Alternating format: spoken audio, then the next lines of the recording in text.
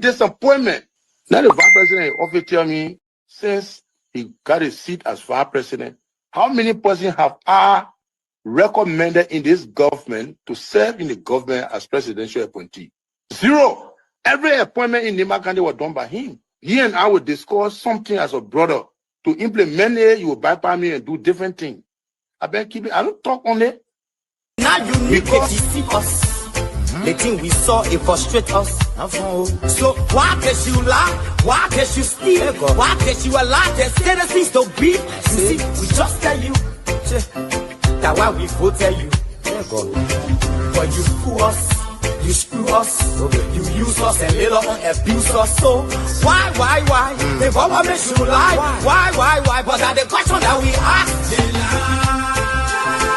The good person in our whole United Party, that President Baka. You want to say that again? The only person that appreciate good among all the United Party for that President Baka. The rest are ungrateful. The right, they use you and dumb you. But President Baka, if all of them were taking the President Baka and behaving the President Baka, United Party will have another chance in 2029. Just for now, they do not regard people that help them. I'm not. 3 of our soldiers were executed on this party ground. 2 at the back and 1 right at the headquarters. The man who shot and killed our people today is a dining boy in the Liberia National Police. They brought him back to shoot more guns. Get ready to shoot. Because we challenge the status quo appropriately. Inform them in the violence, suspect any student that because of their action, it will be the day the entire Garguah administration will cut down. We will massively violate the students in this country and will shut down the Garguah administration. The day that happens, we have the capability to do so. And if they think this is the renovation project is a joke, let them try it. The fall of the Garguah administration begins with this. If they think they will temper on any student in this country or at the university like going and work away with impunity, while our children saving opponents and logic in the Western world, while we are subjected to actual poverty and bad learning conditions here, and the thing will say. In the first 100 days, no car will get stuck on a major road in this country. And I mean it. You say you're alive?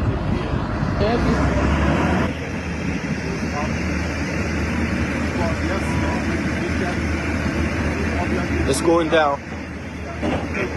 First floor. There you have it.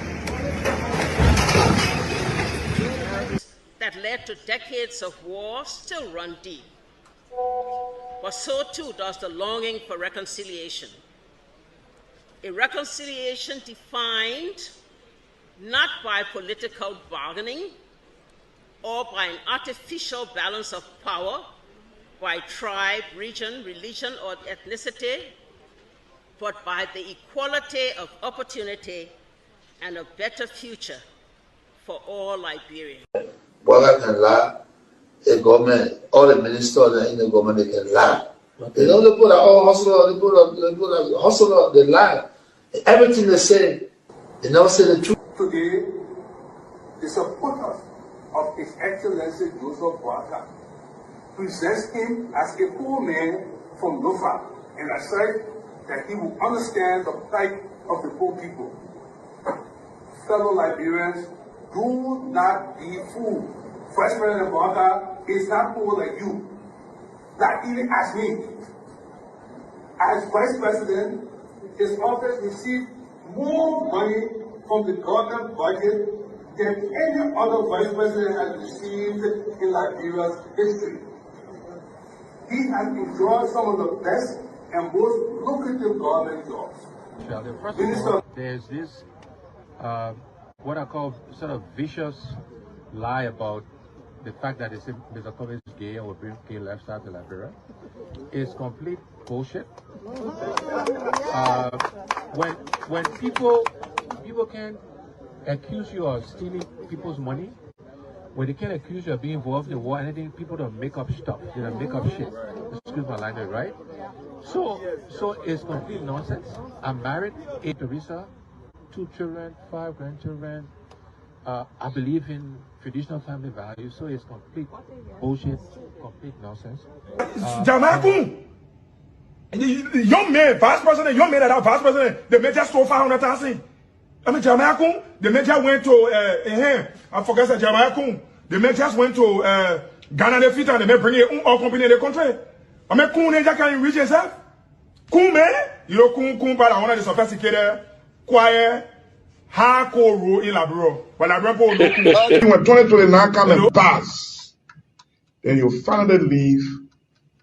Mission is completed. Now, what the rules of engagement? When the war ended, the guy said, the captain, the commander said, mission complete. There wounded outfits, all men on board. Everywhere there is no school, I will put school. And everywhere there is school and school in bad condition, I will renovate it. I told them, towns and villages, everywhere you will have lights in a town for children to play and people to see. I told them every town will have safe drinking water. If Charles Taylor is the problem, he will be out of here in the twinkle of an eye. And I say, let well-meaning Liberians come home. If we respect this constitution, a government formed in Accra is a violation of Article 1 of the Constitution. Let them come home. Let that government be formed in Monrovia. The government that capital rule, small, B rule, all kind of I think the reason Joseph Boakai will not do much because the old man, the papa is suffering. The papa loves the country, but he can't make it. The criminal there around him, they sophisticated than him. They are sophisticated criminals, so they can't make it. Your league Costa, God know how to pay people. It's just simple. Costa that accused everybody here but himself. Everybody, Joe, we join, we kill Joe, he killed Joseph Boakai. Boakai still living. Joe, when I go, no, your leave my brother. He made me senator. He almost made Joseph Boakai president until he screwed up. We gave God the glory. Yeah. Well, Boakai, when he screwed, he said, oh, we don't want to make sure we will fought for him to be reconciled with the president. And then the people who fought for him. Look, Yoli Costa, you will come. And Costa, on a podcast, he said, they don't been calling me? Okay. The time you were calling me for me to kind of Boakai, did I put it on radio? That immaturity to do what he talking about. And I guarantee you, when we finish, there will not be a winner or the loser. Today we all wear the jersey of Liberia, and the victory belongs to the people, to the peace, and to our democracy. As we begin to build upon the foundation of this new Liberia, I, George Seleke Kromah, the new president, will first give thanks and praises to the Almighty God for the blessing He has bestowed upon our country. And I say, my people, thank you, We elected on 85 irresponsible men what happened to our country. We elected on 85 irresponsible men to govern this country, not to be very irresponsible.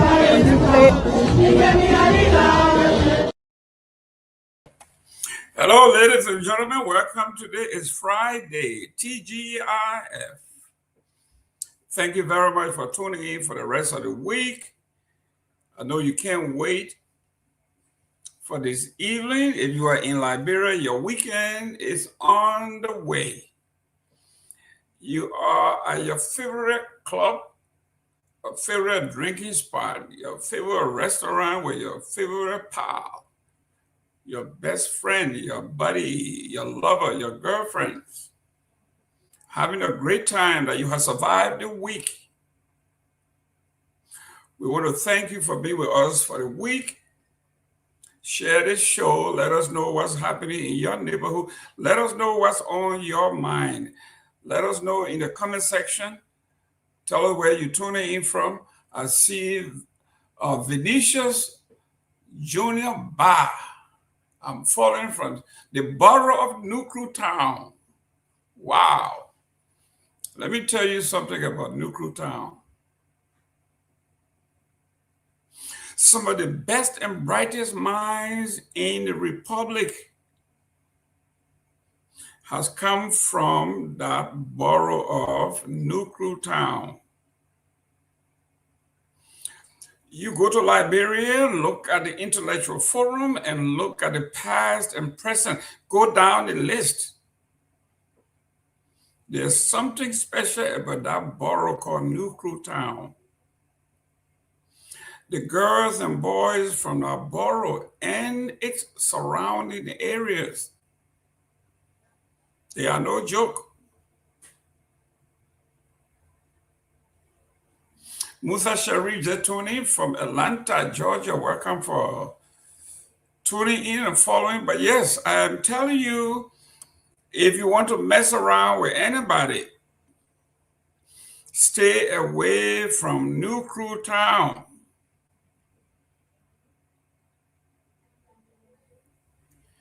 They are smart, they are brilliant, they are quick on their feet, and they dominate every aspect of our being in the Republic of Liberia. I am telling you, don't mess with New Crew Town.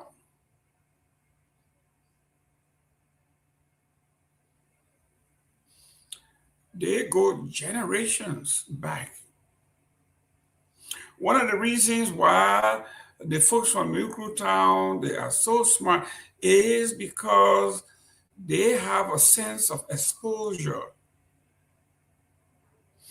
Their great-great-great-great-grandparents being first seafarers of the African continent. They have been able to travel the world and see, and they have interacted with kings and queens. So their worldview is vast.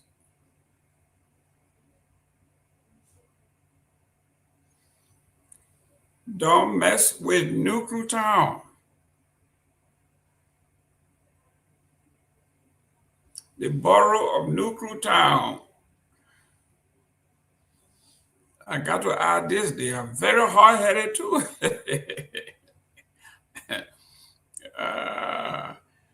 President Torgbean never liked those guys. Toro never liked them either. Daniel E. Howard never liked them either. So they go all the way back.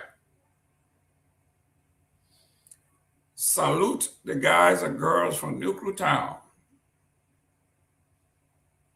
And there goes the general, the diplomat extraordinaire, Jimmy Eastman, is tuning in from the DMV. You see, he is so big, he can't stay in one place. The entire place called DMV. That's right. You go all the way from Delaware to Virginia, Maryland. He covers the whole spectrum. Thank you very much for tuning in, Jimmy. Today is Friday. It is a good day to be alive. It's TGFS. We are going to go over some of the hardest topics in Liberia. Some, if it were not that serious, we would have said it is comical. Chris Jabla, D3 Radio FM, TV, relaying our show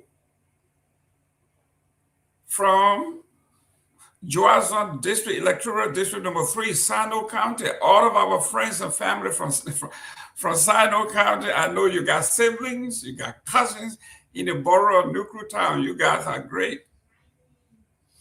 Intellectually, New Crew Town is a heavyweight.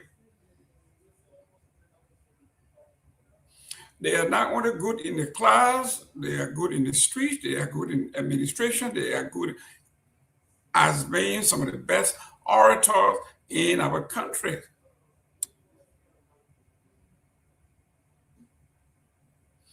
When the crewman knows his stuff, he knows it.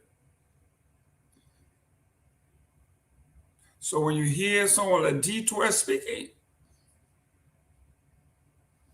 you sit back. I was listening to the closing argument during his trial.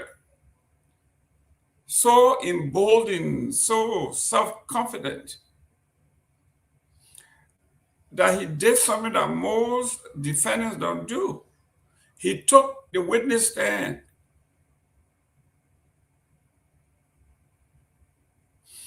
And according to those who were in the room, and according to Front Page Africa and the investigator, and they even the Daily Observer, after he was done, the judge asked the prosecution,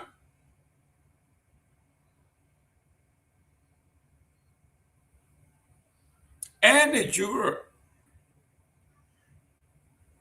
do you have any questions for the Honorable Samuel Pewee?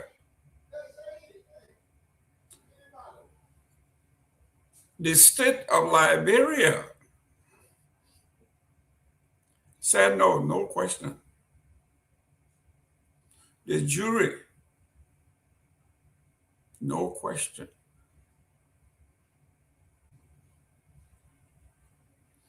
That is the products from the great borough of Nuku Town.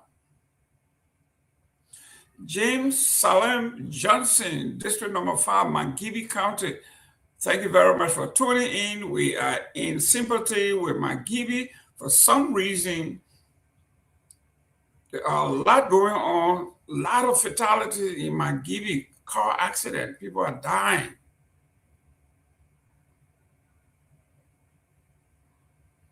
We have to talk to our young folks. We have to talk to drivers.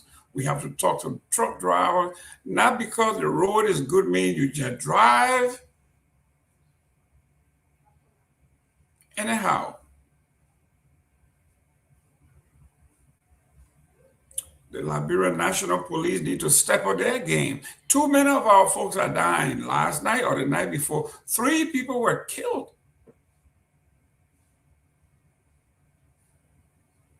By a careless driver in a truck.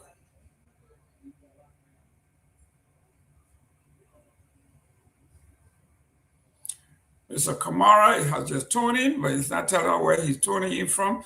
But we welcome you. We love you guys for following our Fabuli Kamara. It's a good afternoon. We want to know where you're tuning in from. But today is Friday. We're going to be a little relaxed, and then we're going to do our weekend review from Monday to now. We are going to go over some of those issues. But before we go any further, I would like to make the announcement that our guest today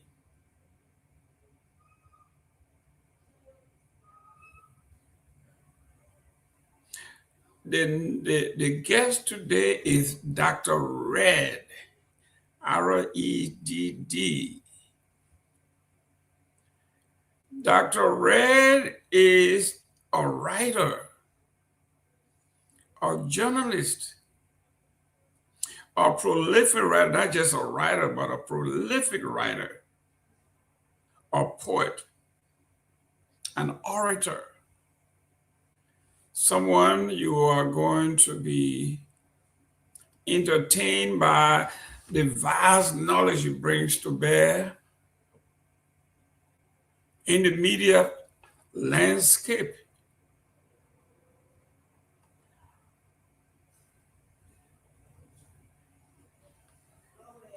We are going to be looking at what he brings, what he's talking about now.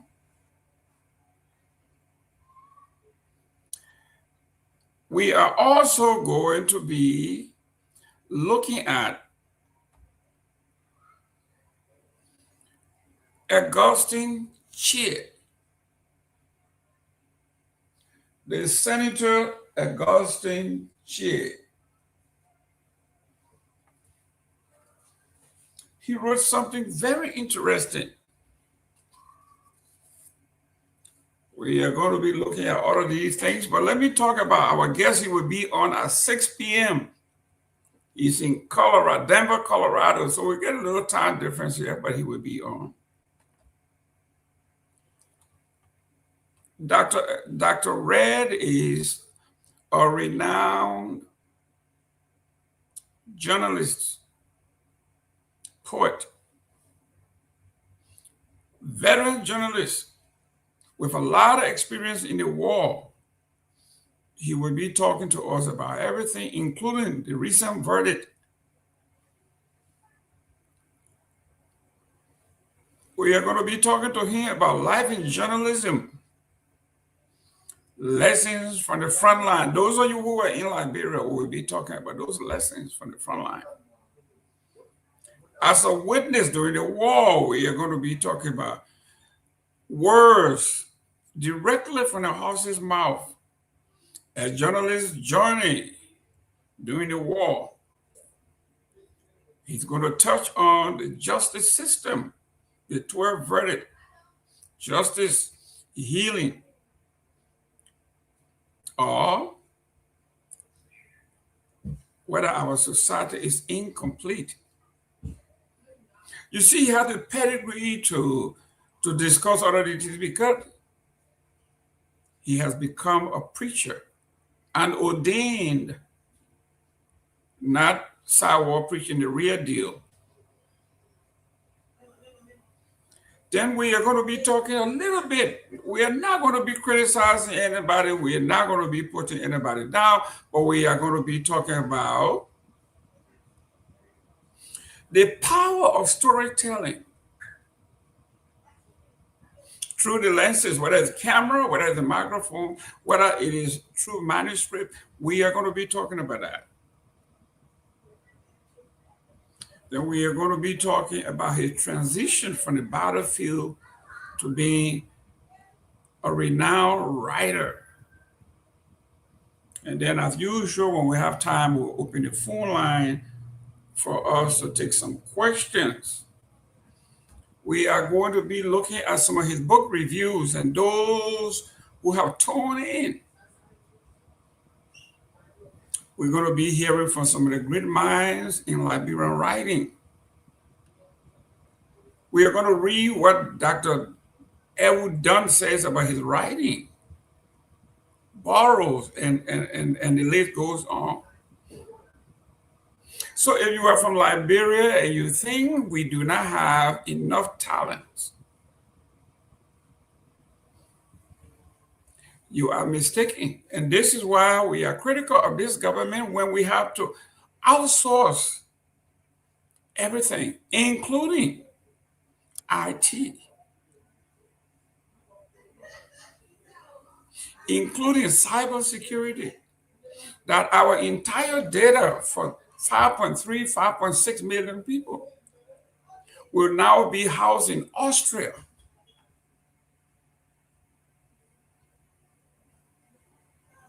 So it looks like, according to the press release from the executive mansion, that this Austrian company brings expertise and capital, for which they will be doing data mining. So everything that has to do with Jimmy Eastman is going to now be housed in Austria. Nora Holtz, you want to know who Nora Holtz is? You got to go to Austria. You get her DNA from there. Patricia Brown, watching from Rehab EFWA Community, thank you for tuning in. And Joanne Tolu says, good evening, TCA. Happy to join you live. I'm watching from my little corner in Brewerville. I love Brewerville. Yes, James from EFWA to Magibi to Lofa County to Sano. We got to give a special shout out continuously to D3 Radio, D3 Radio FM TV. They relay our subject, relay our communication to their hometown. Joison District, Electoral District number 3, Sano County. Chris Java, I want to thank you very much for doing that, man. That's cool. So all my crew brothers and sisters and my crew mom, aunties, they all listening to us. That's great. It's great. It's great to hear this. Mr. Barr, Vinicius Barr Jr., Nuku Town. Yes. So, guys, thank you for tuning in. There's a lot on our plate. We're going to have a great guest about 6 o'clock. Hopefully, you can join us. But some of the things we're going to be talking about, if it were not serious, other people's lives were not dependent, we say it's comical. So I'm going to go give you 3 headlines. And we just talked about Honorable Red coming on as a journalist. He's talking about the art of storytelling. So I'm going to give you 3 headlines from 3 different newspapers on the same angle.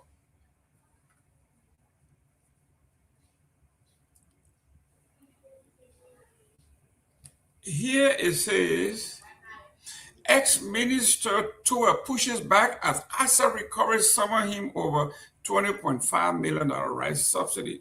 And this is their headline. You see the photo they got there?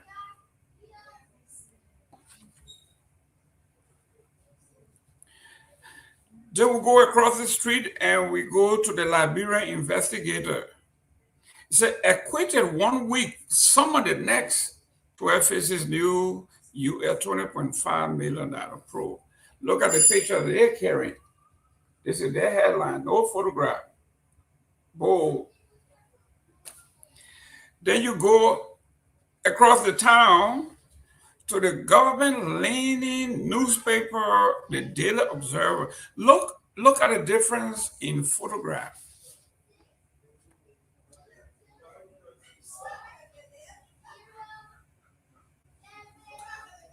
You see the photo that they picked to publish?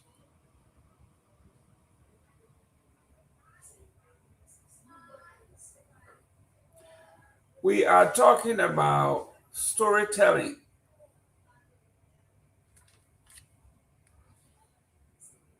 They took a bad picture of Honorable Tour that makes him feel like he's under duress. He's guilty. He's crying. He's sweating. This is what they want you to look at. This is the government portrayal of a man that they're going after. See the photo? And then you go across the street to Front Page Africa. They have a balanced photo.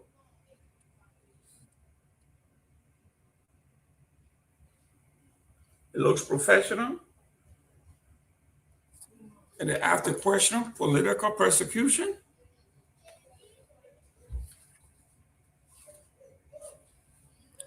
The Liberia investigator quitted 1 week. He was acquitted just last week. And just before he could drink a little Fanta, the government said, we're bringing you back. And then the Daily Observer, they didn't only say bring it, they said the ASA recorded drags ex-finance minister into new probe.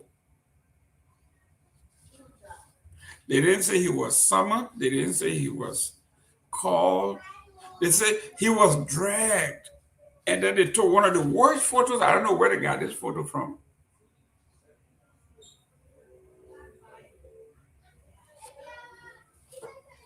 I guess when you drag somebody in the heat, when you drag them in the sun, that's how they look. This is the bias we are talking about in journalism.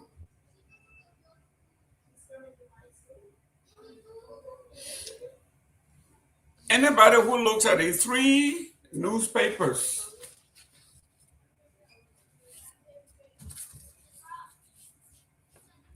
you can tell where they all stand. You can tell which one of these papers is government sponsored.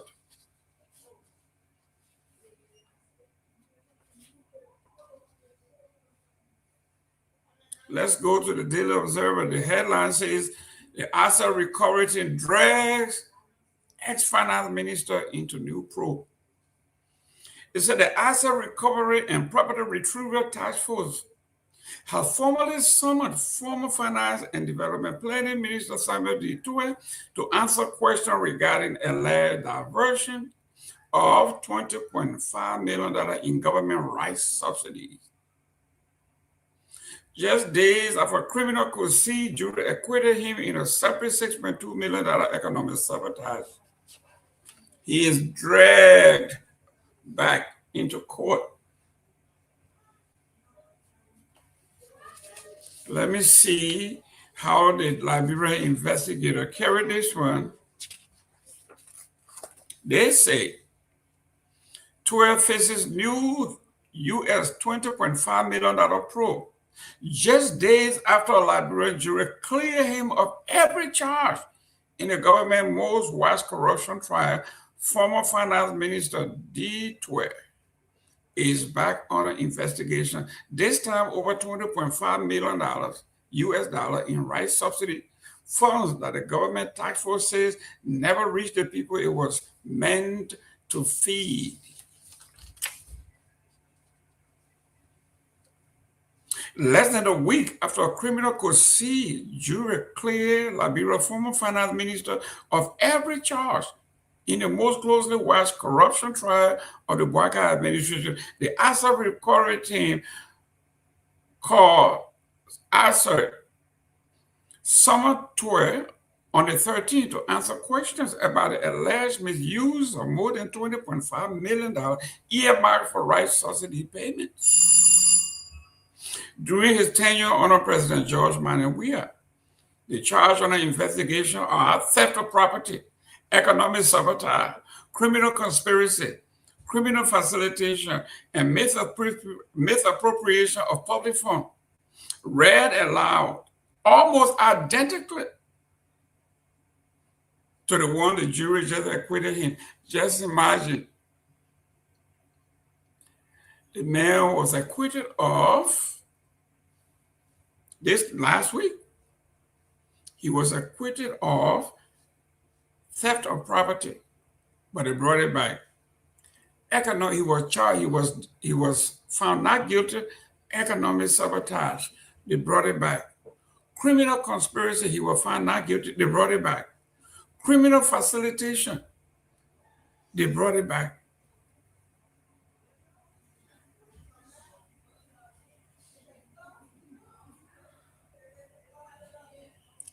So to any reasonable person,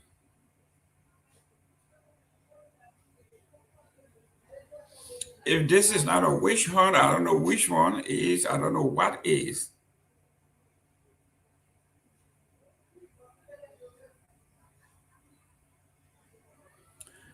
The government is saying we are going to try you until we find you guilty somewhere, somehow. The same charges. Basically, we are like throwing the whole kitchen sink, like as people say in America, something somehow will stick. We're going to keep trying you until the government catches you somewhere.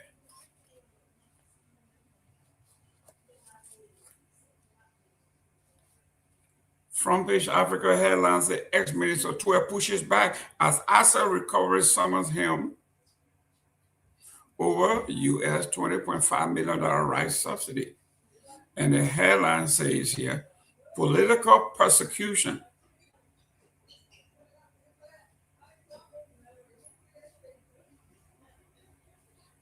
Or state power.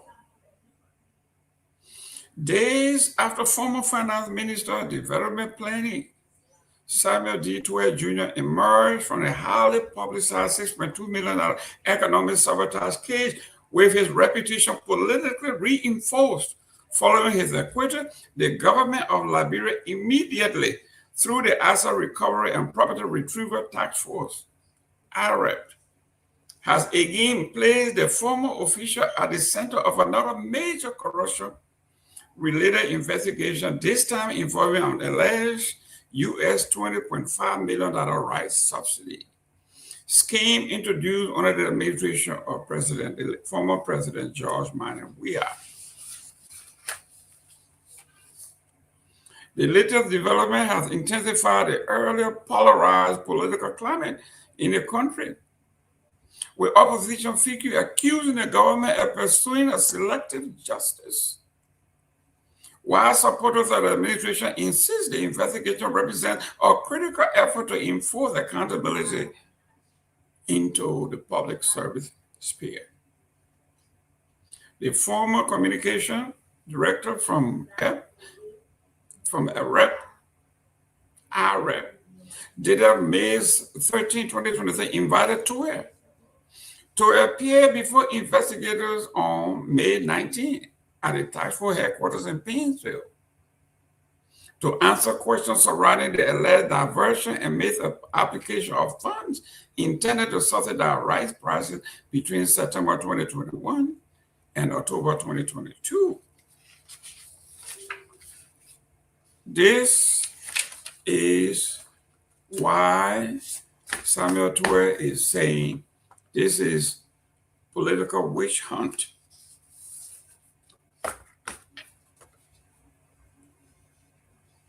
Well, on a lighter note, have you ever watched the Jerry Springer show? I know you're going to say no, you never watched. And I know you will be lying. Because at one point in our life, we all watched Jerry Springer at some point. So I'm going to play the Jerry Springer game. All the men that are associated with this platform called The Closing Argument, I have called Jerry Springer's agent, purported agent, and I'm asking him to do a DNA test for all the men on The Closing Argument. If they were to go before their priest, their imam, their bishop, for confession, do you think they would have said everything? You think they will confess to everything just between you and the priest or between you and the imam? Do you think they have told nothing but the truth? I got my envelope set and I'm going to be opening it and I'm going to go to James Johnson, the guy from District Number 5. I'm going to ask Jerry Springer, I said, Jerry Springer, if Mr. Johnson had gone before his priest, you think he would confess, he would tell the priest absolutely everything. I think I got the result back today. Chris Jabla, D3 Radio, in Sino, you think he went before his priest? You think he would admit everything? Like, have you ever had 2 girlfriends? Have you ever cheated on your girlfriend? Have you ever looked at another beautiful woman? Have you ever flirted with her? I know all of those questions you would say, when you go to confession, you say, no. I've never cheated. I've never had 2 girlfriends. I have never looked at a beautiful woman. I have never flirted with her. I know all of those answers would be no, because he's just a perfect human being.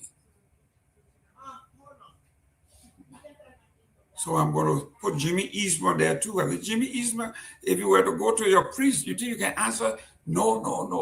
To all of these questions, have you ever cheated? No. Have you ever looked at another woman? No. Have you ever flirted with another woman? No. Have you ever looked at another beautiful woman? No. All of these questions, they would say no. So then we'll go to Jimmy. We'll go to Jerry Springer, and Jerry Springer going to come back and say, based on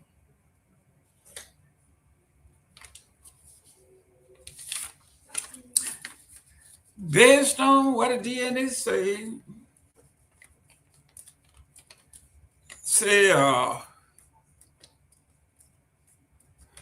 Vinicius Bar We send you 20 questions, you answer no to all that you are perfect. The DNA say you lie. The DNA will go to Samuel 12. Samuel 12 said he's never done any of those things, and the DNA going to say. And the answer is, that's a lie. Then they go to Jerome Gayman. So Jerome Gayman, have you ever looked at another beautiful woman? I said, nope. Have you ever thought about, doing something funny? Nope. Have you ever looked at another beautiful woman? Nope. Have you ever flirted with another beautiful woman? Nope. And Jerry Springer going to look at and say, yeah, Mr. Gayman, the DNA came back and said, you are the only one who telling the truth. You told truth. Oh, you have never looked at a beautiful woman. You have never flirted with another woman. You told your pastor all the truth. You have never lied in your life. Mr. Gayman, you are perfect. You pass all tests. You see, I'm the only person. All the other guys have failed the test. I'm the only person. And guess what? I have never told a lie in my life.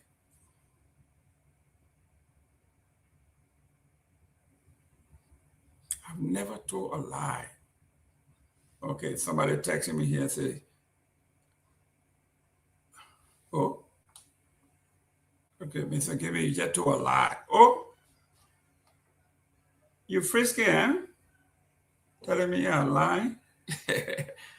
So we are going to go to our Jerry Springer today, and we'll see who's telling the truth. This guy here, let me see here. Okay, he's from Newark, New Jersey, telling me I just told my first lie.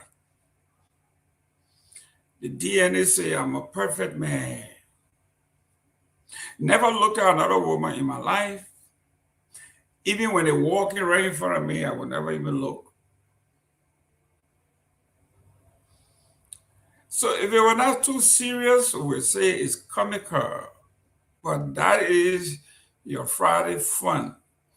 Don't forget to tell us where you are tuning in from, what's going on in your neighborhood. Let us know. This is what we call what is on your mind. Be truthful, or I'm going to take you to my DNA folks here, and they're going to tell you you're lying.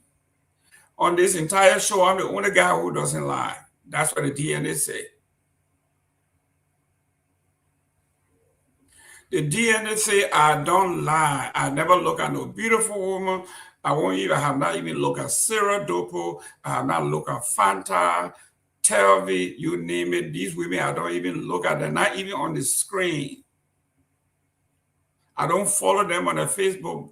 I don't comment on their pictures. I don't comment on having no beautiful. So my DNA say I am perfect. Never lie. But then one of my friends from New Jersey said, I just told a lie. Oh.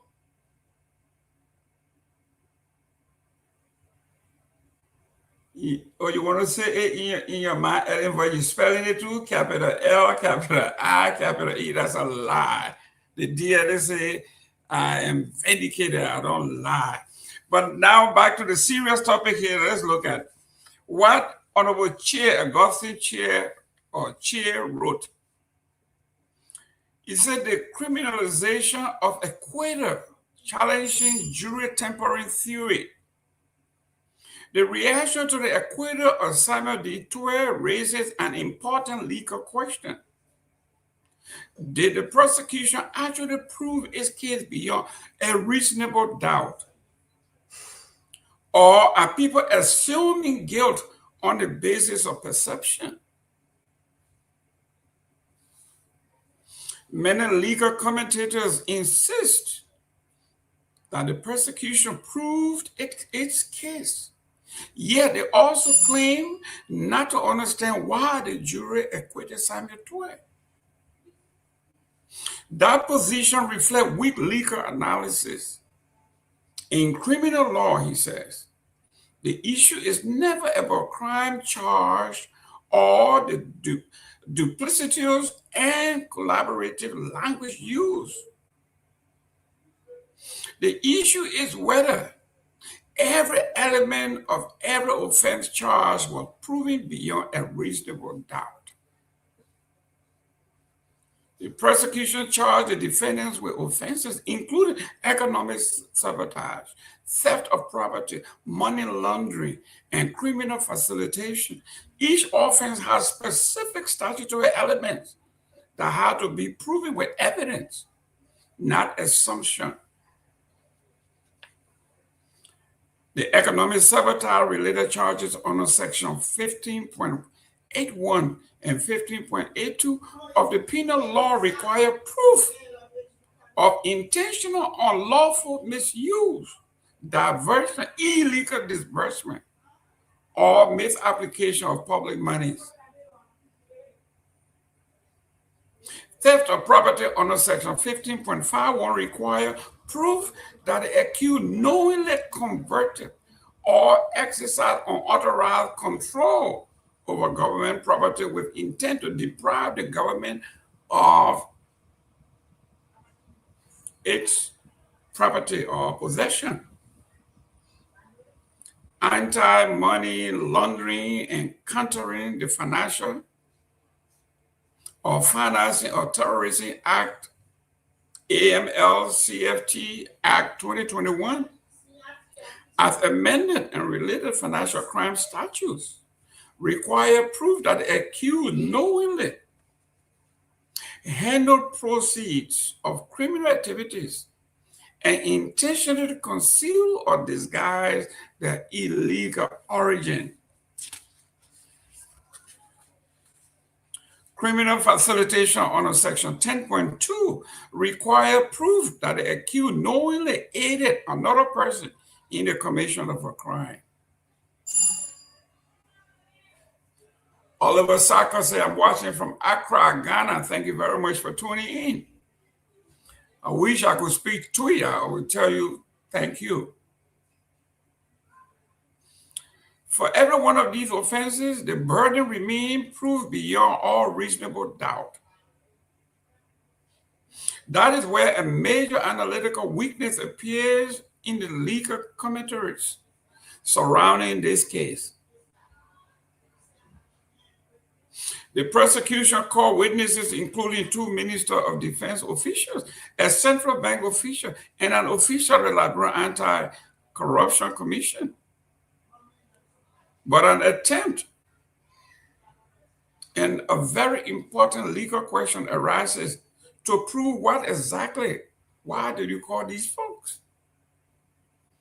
The accused former finance minister Pewee himself acknowledged that his ministry processed the $6.2 million payment for election-related security emergency through the Financial Intelligence Agency. And the accused, then acting Minister of Justice and chair of the Joint Security, acknowledged receipt and usage of the money for the intention and the intended purposes. If the processing and receipt of the money were acknowledged, the legal question is not whether money moved, but whether it was criminally diverted or misused after its movement.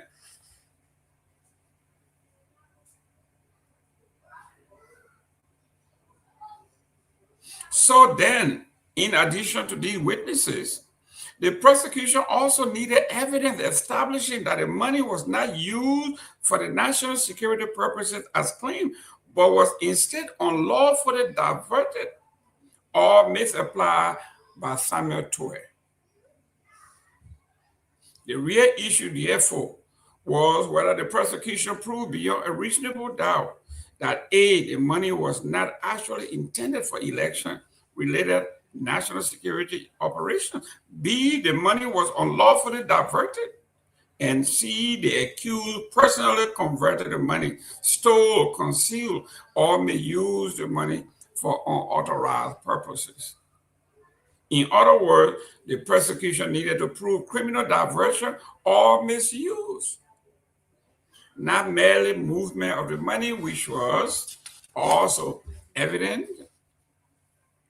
If the defense argued that the money was used for election-related security purposes during a tense and potentially volatile election period, then the prosecution's burden was to disprove the explanation with credible evidence. That is where the absence of certain criminal witnesses becomes significant. The context also matters. During the 2023 campaign period, the standard bearer of the Unity Party, now president, publicly warned in Grand Bassa that there will be no Liberia if they cheat. Statements such as these reflect the tense political climate and fear of election-related unrest at times. In that context, the defense argued concerning electoral security operations could not simply be dismissed without substantial contrary evidence. But the security threat was not primarily an external military threat involving foreign aggression like the one we have at the Guinea border now. Therefore, the key institution ordinarily responsible for election-related internal security would have included the Ministry of Justice, the Liberian National Police, the National Security Agency, rather than primarily the armed forces of the Republic of Liberia. If the prosecution truly intended to disprove the defendant's national security explanation, then the more probable witness would actually have been the former Minister of Justice and Chair of the Joint Security, the former Inspector General of Police, and the former Director of NSA. Those officials, even as hostile witnesses, would have been in the best position to testify whether election security operation existed and emergency operation funding was requested and received, or the disputed money was actually converted or connected to internal security preparation during the elections. The prosecution therefore needed to do more than establish that money moved through the government channel. It needed to prove that what happened to the money after it was established unlawful conversion, personal benefit, concealment, or intentional criminal misuse of the money. This is an opinion of a lawyer turned senator, a brilliant mind in our constitutional law.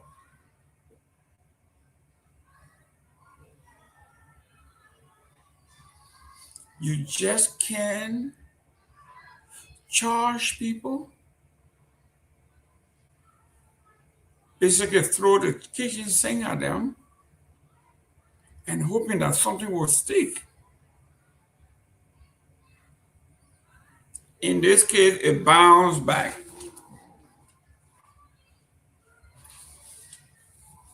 It bounced back.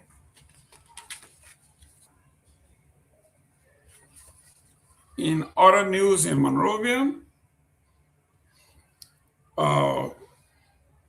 if you grew up upriver, like some of us, we didn't grow up there, but we are affiliated with folks from upriver. Liberia is getting curiouser and curiouser. And this happened to be on the pages of the news. Liberian investigators, a businessman who helped fund the CDC headquarters case sues for land transfer. You see how God works? The old folks say when you bend over to look behind somebody's behind, 1,000 other people are looking behind your behind. Dr. C. Nelson Oniana, the chief executive of Monrovia Breweries Incorporated, testified Wednesday before Judge Nelson B. Cheney at the 6th Judicial Circuit Court Annex that Ibrahima Vani Dempster, administrator of the interstate estate of the late Master Stubberfield Bernard, accepted money from him to finance the Supreme Court litigation against the CDC.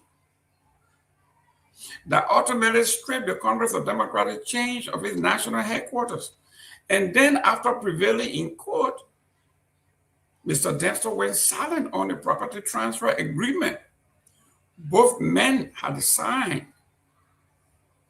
As time passed, we read in several newspapers that Ibrahim Dempster had won his case against the CDC and was put in possession of the land.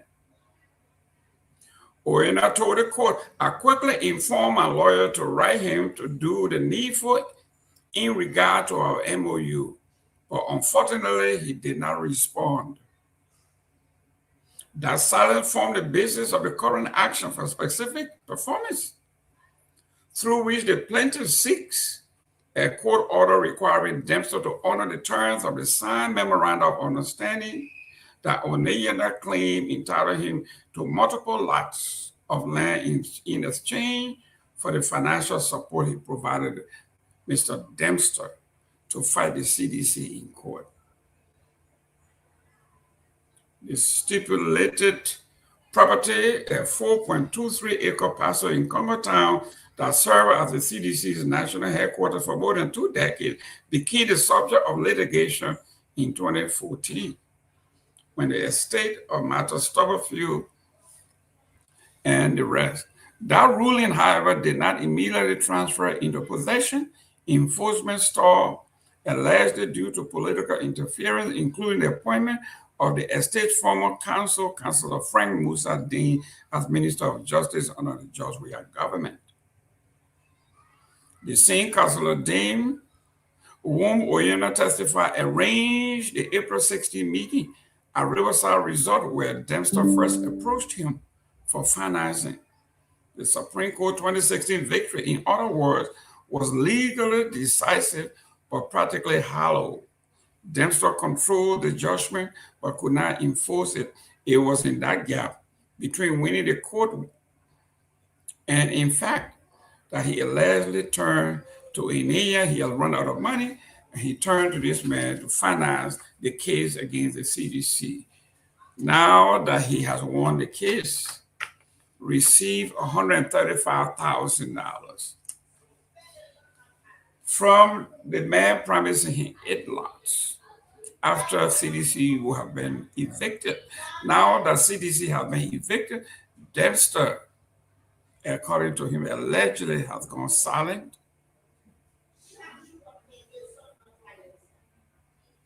So you see, they say God doesn't sleep.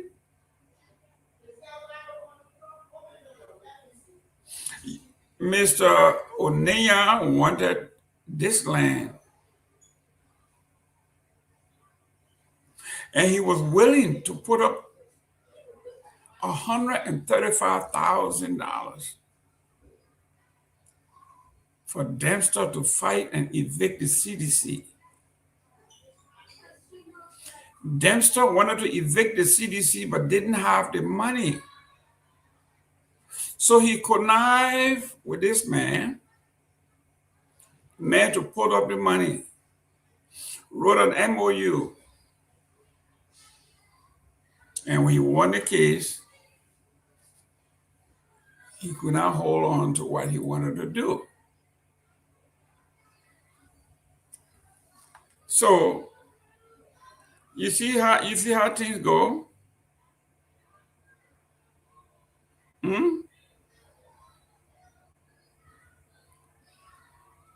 Can you imagine?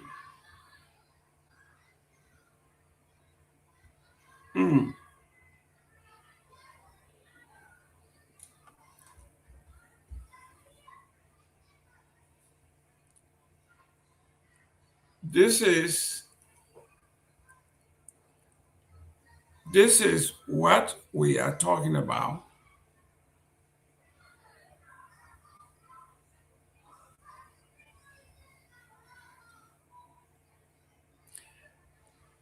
When you conspire to do evil,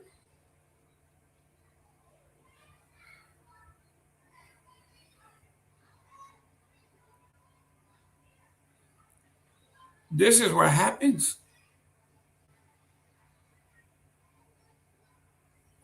Like the old folks used to say in the in the churches. I guess it's from the scripture. Whatever is done in darkness, most likely will come to light.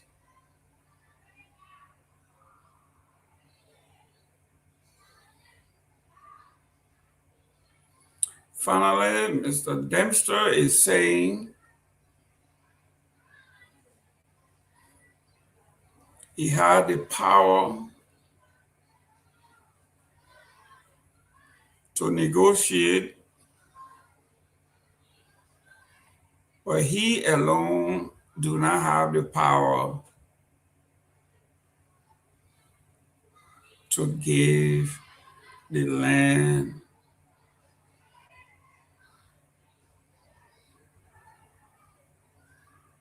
to the gentleman who put up the money.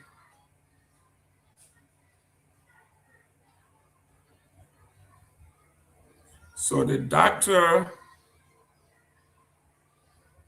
is feeling used.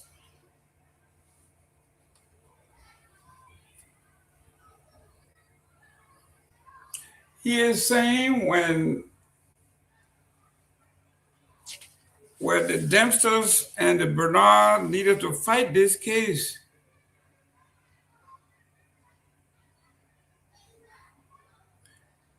they went to Dr. C. Nelson Oniyana, the chief executive of Monroe Brewery.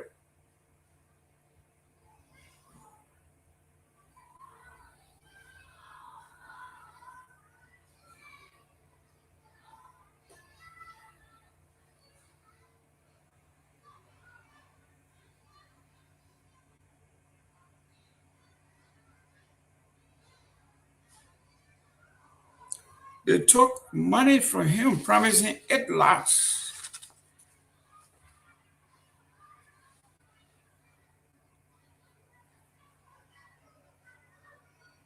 When they needed the money to fight the CDC.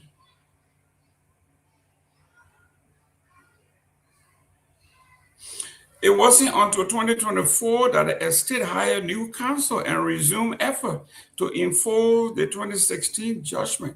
But then the CDC has shifted its strategy in engaging in negotiation with the estate to purchase the property outright.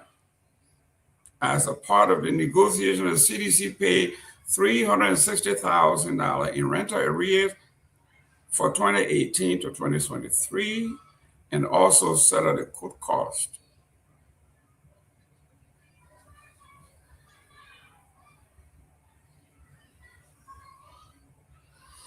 The negotiation ultimately collapsed.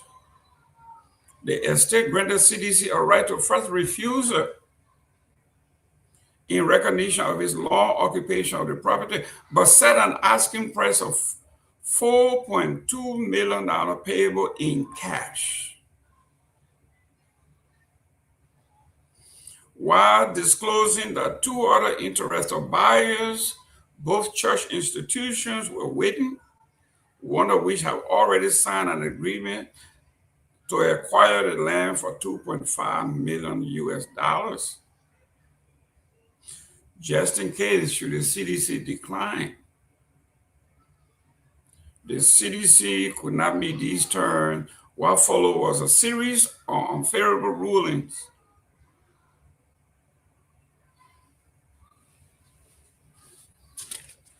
What was promised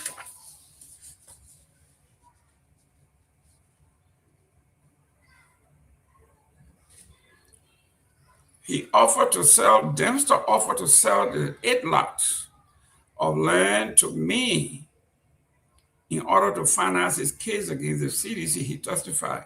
He said, if he won the case, he would issue deed to me, and the amount paid to him would be deducted during the final sale of the land. The parties signed a memorandum of understanding on April 30th, 2016. Dempster later came back requesting more money, suggesting that expanding the package by 2 additional lots to cover further legal costs, the witness said. A second MOU was signed on August the 5th, 2016. Additional receipts and written confirmation were received afterward, with Dempster confirming each payment in writing. Then Dempster won, and he stopped responding. Petitioner's counsel introduced all three documents, the 2 MOU and the receipt confirmation agreement, as evidence. O'Neill identified each of the agreement he entered into with Dempster. The court was asked to mark them for identification as part of evidentiary period. This is where Liberia, what is going on in Liberia?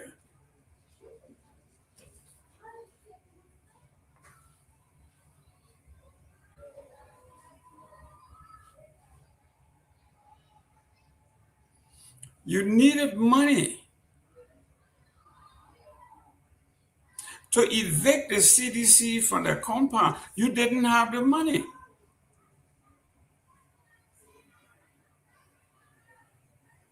So you pledged and borrowed huge sum of money with an MOU that when you win the case against the CDC, you will sell or give the land to the good old doctor. After you won the case and CDC were evicted, you renege on your promise. You won't pick up the phone anymore.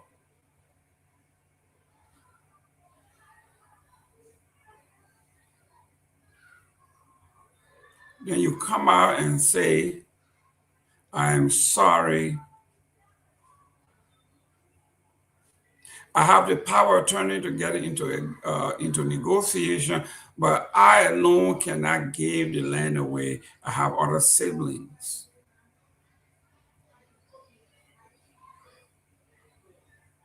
Didn't you know in 2016 when you were getting all this money from the man that you had siblings?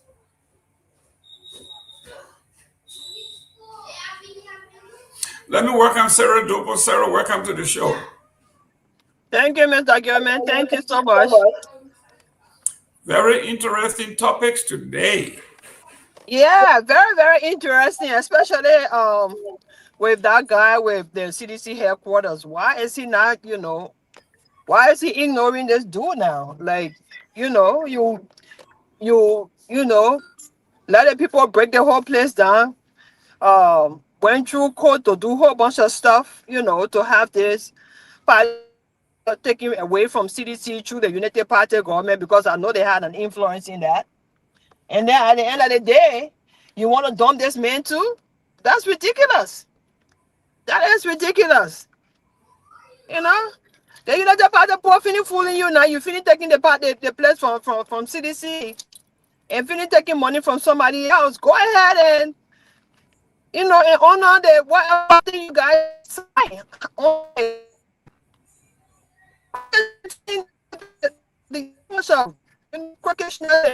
The get these people in trouble.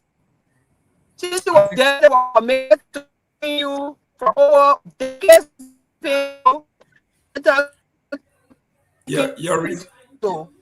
Your reception is bad. You either move around or go back out and come back in. Yeah. We can't hear you. I'll come back. Yes. Guys, forgive us. Sarah is a nurse. She might be in a hospital. She's working. And some of the hospital spots got terrible reception. So she will come back in and we'll discuss. But yes, this has something to do about who we are as a people.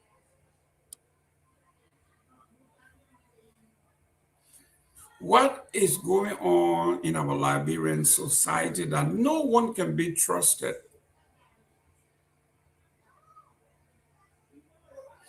From the market women, the market boys, the pimping boys, the keke rider, police officers, judges. your family, your immediate family members.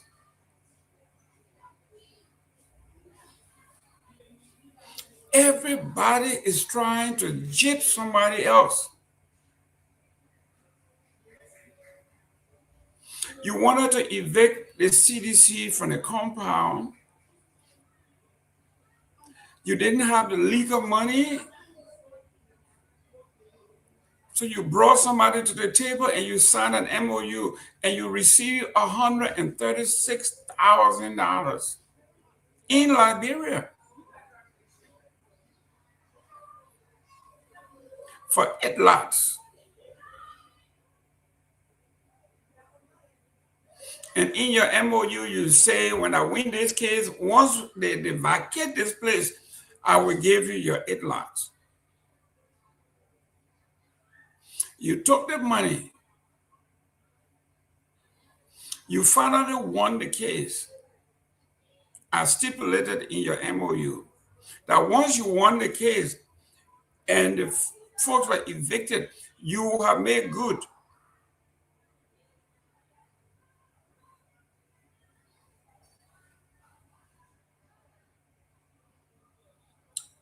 So some folks will say, you see, God doesn't sleep. Every time you want to do bad to people, these things happen. Don't conspire to do harm to anyone.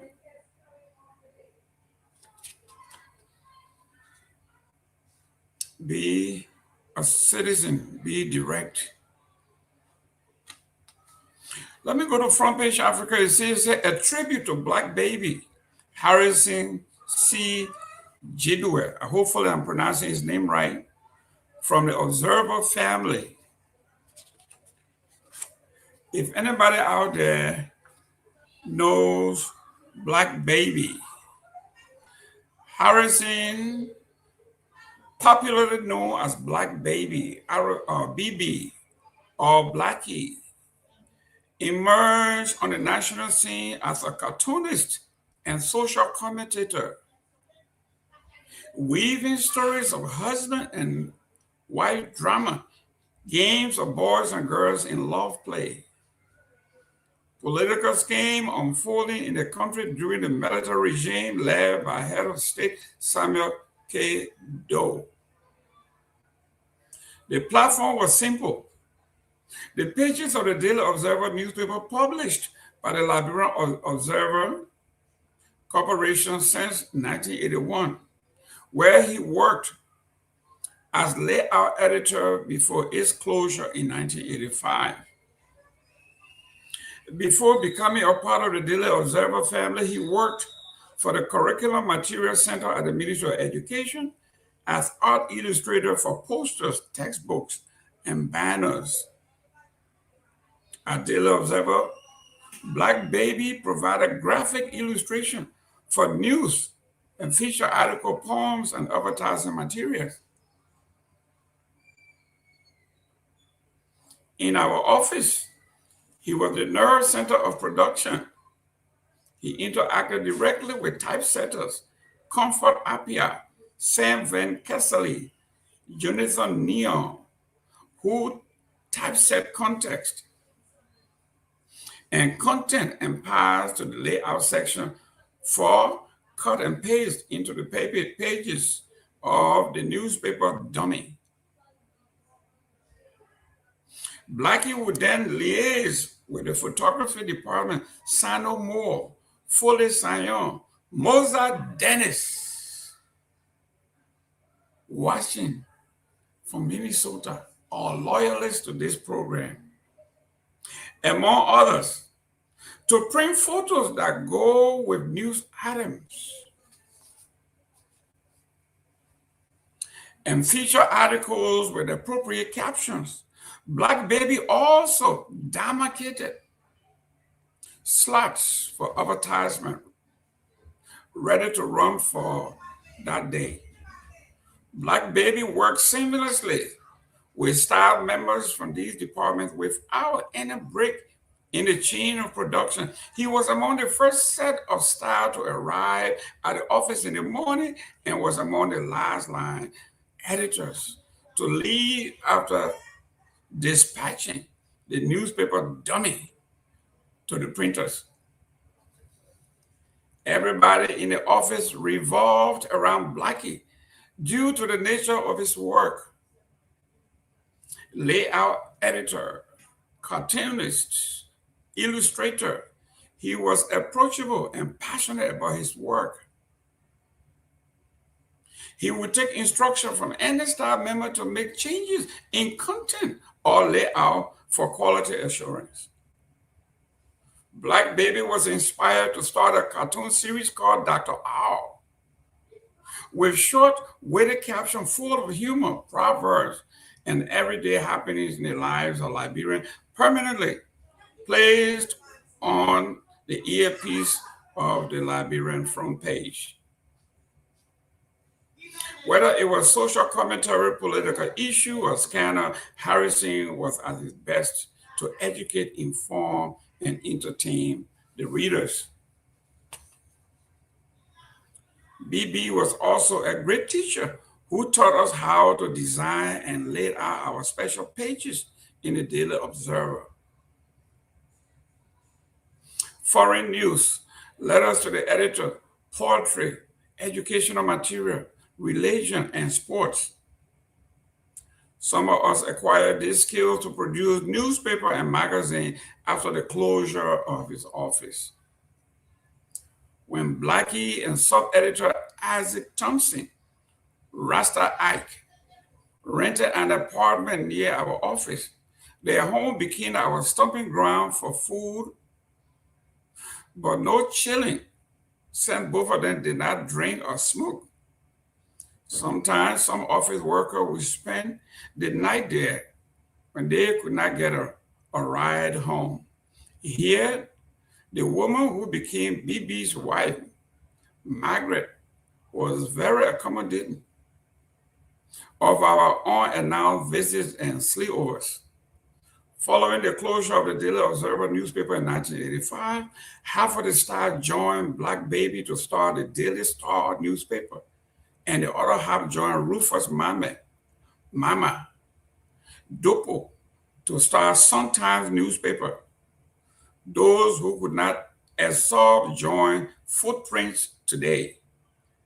At Daily Star, Black Baby exhibited the skills of a shrewd businessman and administrator. However, control of the paper was wrestled from him when the military government labeled his publication as another source of opposition to the presidential ambition of then military ruler Samuel K. Doe. His dual-volume voice, infectious smile, and a gracious heart made him a great team player in our office, for which he would be greatly missed. Rest in peace, Blackie. This is from the front page of Front Page Africa, and this is an obituary by none other than the folks that worked with Blackie. For those of us who never met him, I have read a lot of great things about him. They say he was such a character, professional. This is a tribute from Front Page Africa to Black Baby. From the Observer family. This is to say,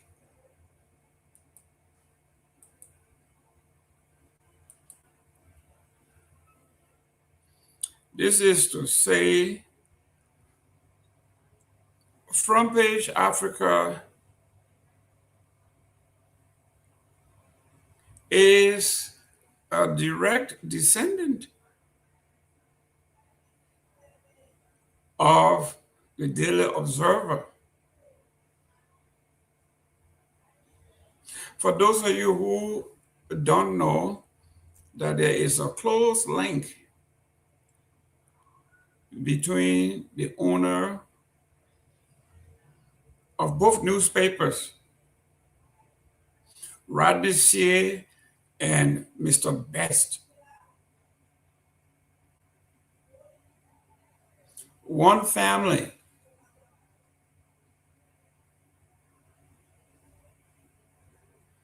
Two different paths.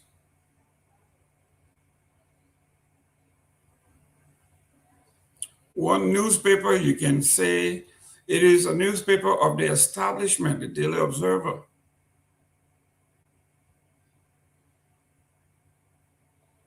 And one that is a new generation of thinkers and writers, opinion leaders in Rodney C. and his team. We say the Daily Observer gave birth to Front Page Africa, their style, their layout, their work ethics, very similar.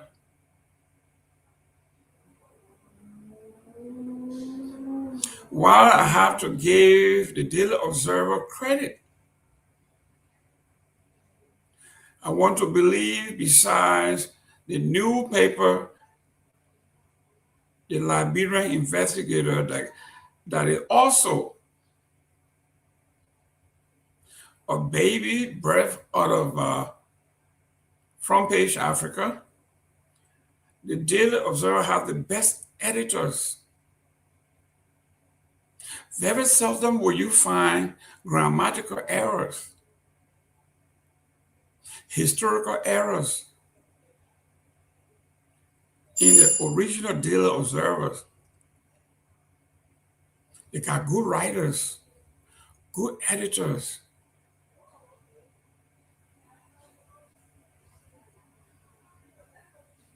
Great newspapers.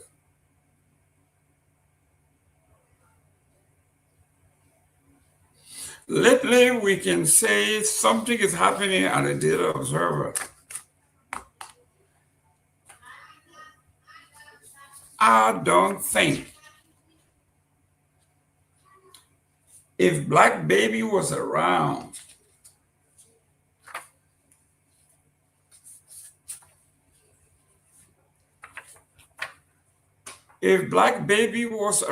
as professional as he is, I don't think he will condone this picture. And the headline that accompanied it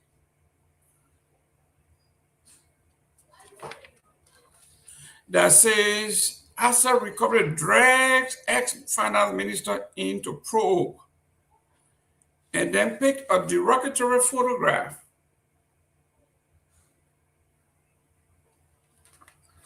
Unless it was intentional.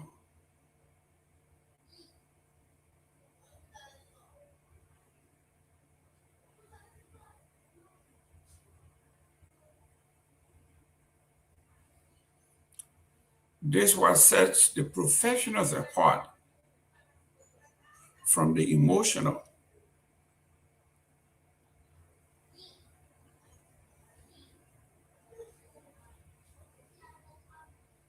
A true journalist will not say, we are dragging the former finance minister back to court.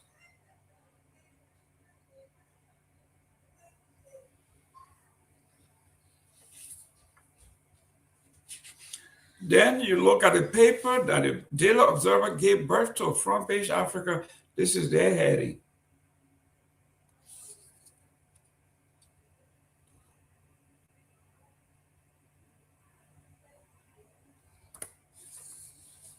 They picked two professional photos.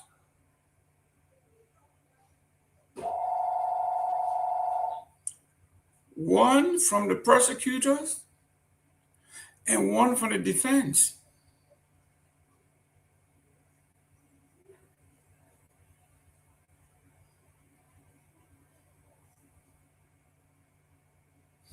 And the headline is saying whether this is a political toss-up Are we using state power?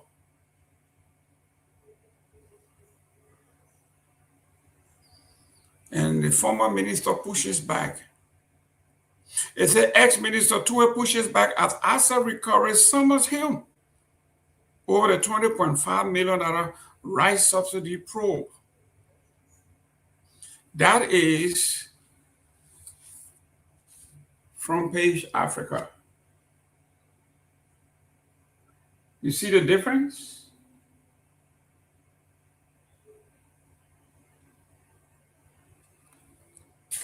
And then you go across the street, you see this.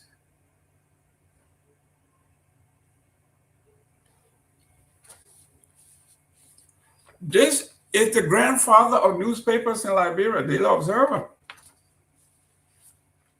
that gave birth to Front Page Africa.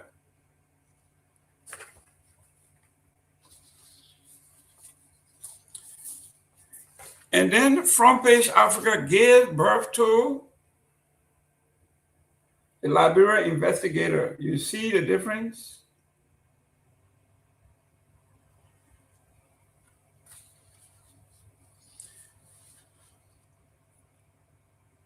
The third newspaper that was just birthed 2 years ago, from the editorial desks of Front Page Africa, is now called the Liberia Investigator, owned by Leonard Dudu.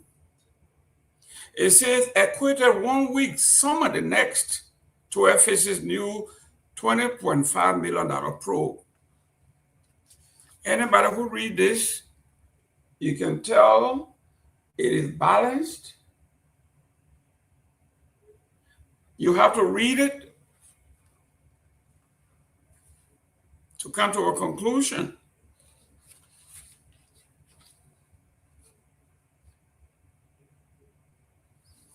This one said 12 pushes back.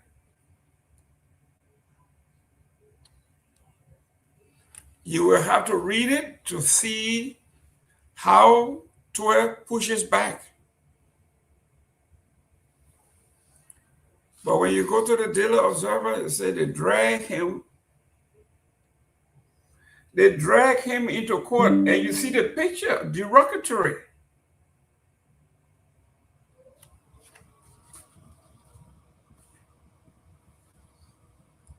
That borders on propaganda. Our job is to bring you the news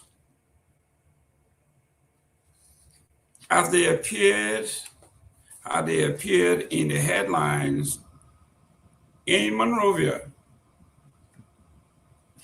And your job is to make a decision as to how balanced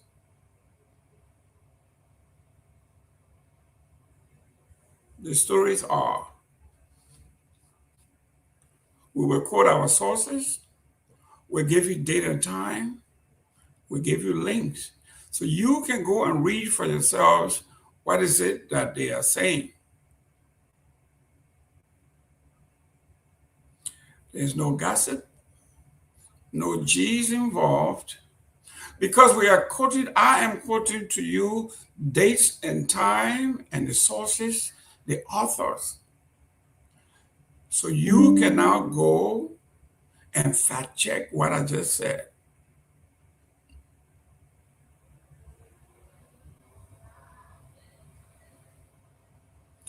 In other news, Councillor Gongloe warns against political theater in corruption cases, calls for a stronger indictment under Liberian law.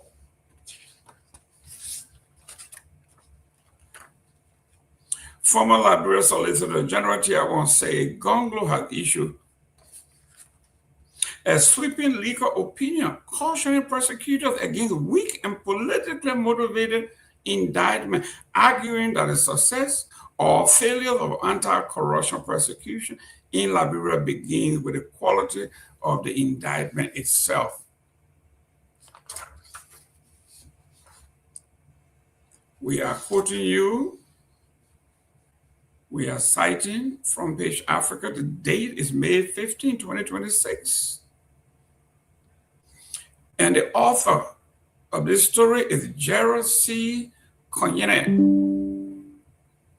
If you want to fact check us, I'll give you the newspaper, the date and time, and the author.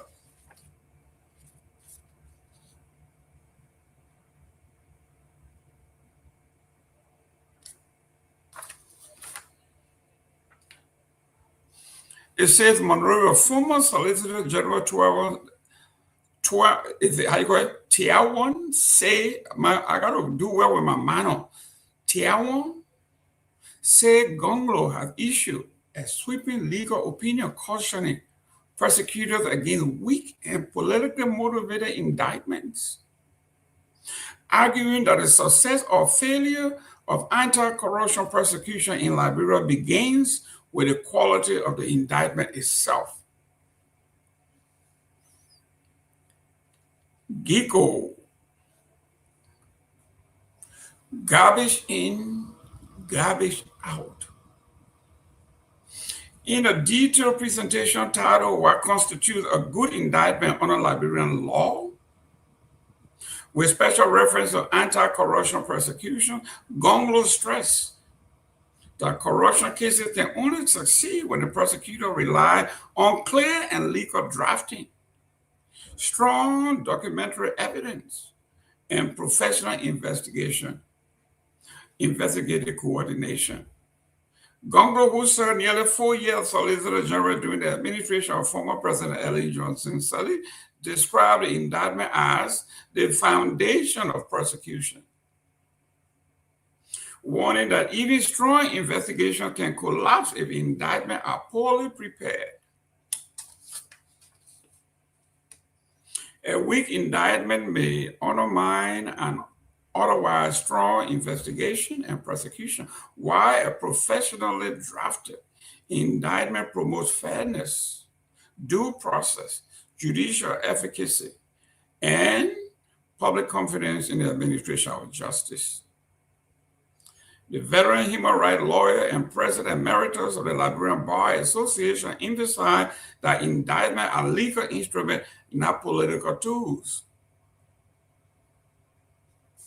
An indictment is a newspaper article. It is not a political speech. It is not a campaign statement. It is not a social media post. The courtroom is not a political battlefield. It is a constitutional forum governed by evidence, procedure, and law. Drawing heavily from Liberia's criminal procedural law, Gongloe explained that a proper indictment must, 1, be plain, concise, and definite, containing clear facts about the alleged offense, the conduct involved, the statute violated, and sufficient notice for the accused to prepare his defense. He argued that many prosecutors mistakenly equate lengthy indictment with strong cases. A good indictment says enough, but not too much. He noted, the best indictments are precise,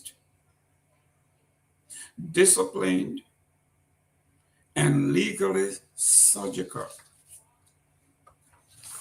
Legally surgical.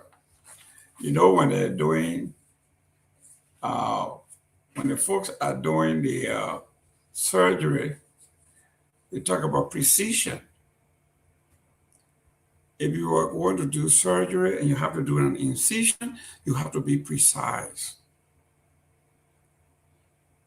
Focusing specifically on anti-corruption prosecution, Gongloe described corruption cases are among the most difficult criminal matters to prosecute because they are often concealed through documents, financial transactions, administrative procedure, and complex conspiracies. According to him, successful anti-corruption cases must be document-driven, transaction-driven, evidence-driven, and law-driven, rather than depending on slogans and speculations. He outlined the type of evidence prosecutors must prioritize, including payment vouchers, checks, bank records, procurement documents, contracts, invoices, audit report, payroll records, tax records, communications, and official correspondences. In many corruption cases, documents do not lie, but people sometimes do. Gongloe remarked, while stressing the importance of following the money trail in establishing unlawful enrichment, hidden accounts, shell companies, or diversion of public funds. Gongloe's statement comes in the wake of the landmark corruption trial involving several high-profile officials of the Myean government, Taylor government, including former Finance Development Planning Minister Samuel Pewee, former National Security Advisor Jefferson Kamara, and former Solicitor General Counsel Nyenwolo Tuan. While Pewee was acquitted by the jury of criminal code C, Kamara and Tuan were found guilty. The former Solicitor General also warned prosecutors against relying excessively on public opinion, media pressure, or political hostility when pursuing corruption cases. Weak politically motivated prosecution damaged the credibility of the prosecution, public confidence, and anti-corruption struggle itself.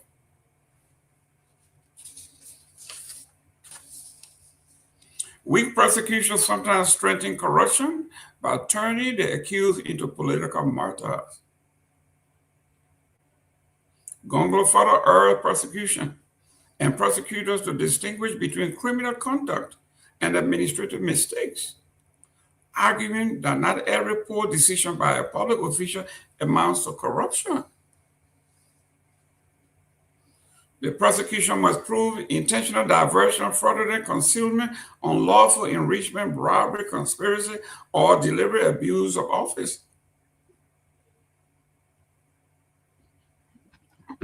Honorable Victor Nagbe, welcome. I just got my DNA back from Jerry Springer. So I asked Jerry Springer, I said, Jerry Springer, if Victor Nagbe were to go before his priest for confession, and the priest asked him, have you ever looked at a beautiful woman? He would say, no. Have you ever lied in your life? Victor said, no. Have you looked at really a beautiful woman? No.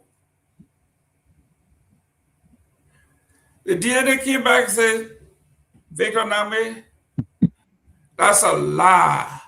Victor Nagbe, L-I-E, he lied. What says D? So you got yours from Spring. I got mine from Murray. Murray Povich? Murray Povich. And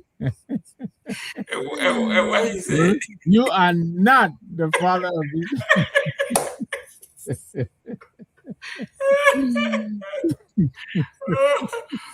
If, the father of this child. Yeah. I told you, I didn't do it. I told you I didn't do it. I told you. For 18 years, you've been paying the child support.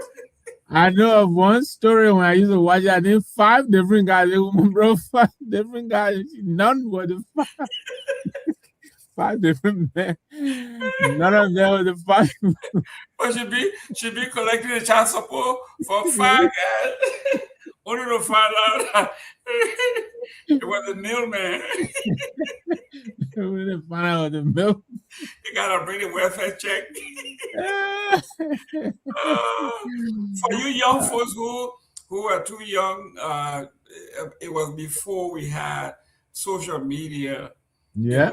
Before Twitter, it was before all of those things. So anyone who tells you to never watch either one of those guys, tell them, oh, let me add the third one. Horado. Yeah. Horado was there too. Yeah, yeah. And then there was this one who is on the TLC. Montel Oh, Williams. yeah, Montel Williams. Yeah, Montel. Montel, the bald-headed guy. Yeah. No, but those are the people who were entertaining us, right? And Nora Hawks is a student of Jerry Springer. She said 110%. Not yet 110%. And she's right. That's how they use. I am sure he's the I didn't do it. I'll tell you. In fact, I just met her at the bar. It was just one that there's no way it will happen the first time. No way. And then they ask you, how many times do you take to pick up baby? and so then their mouth will be in the back, and then she will run about.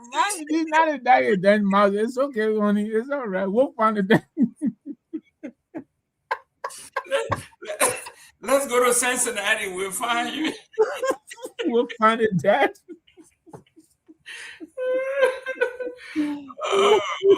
Guys, today is Friday. Relax. We have been there for a whole week. It's time for us to relax. Yeah. Button down your shirt. It's in the evening. It's time to have some fun. I know. Enjoy yourself. Don't take yourself too seriously. Yeah. Life is too short. But listen, I came a little late here.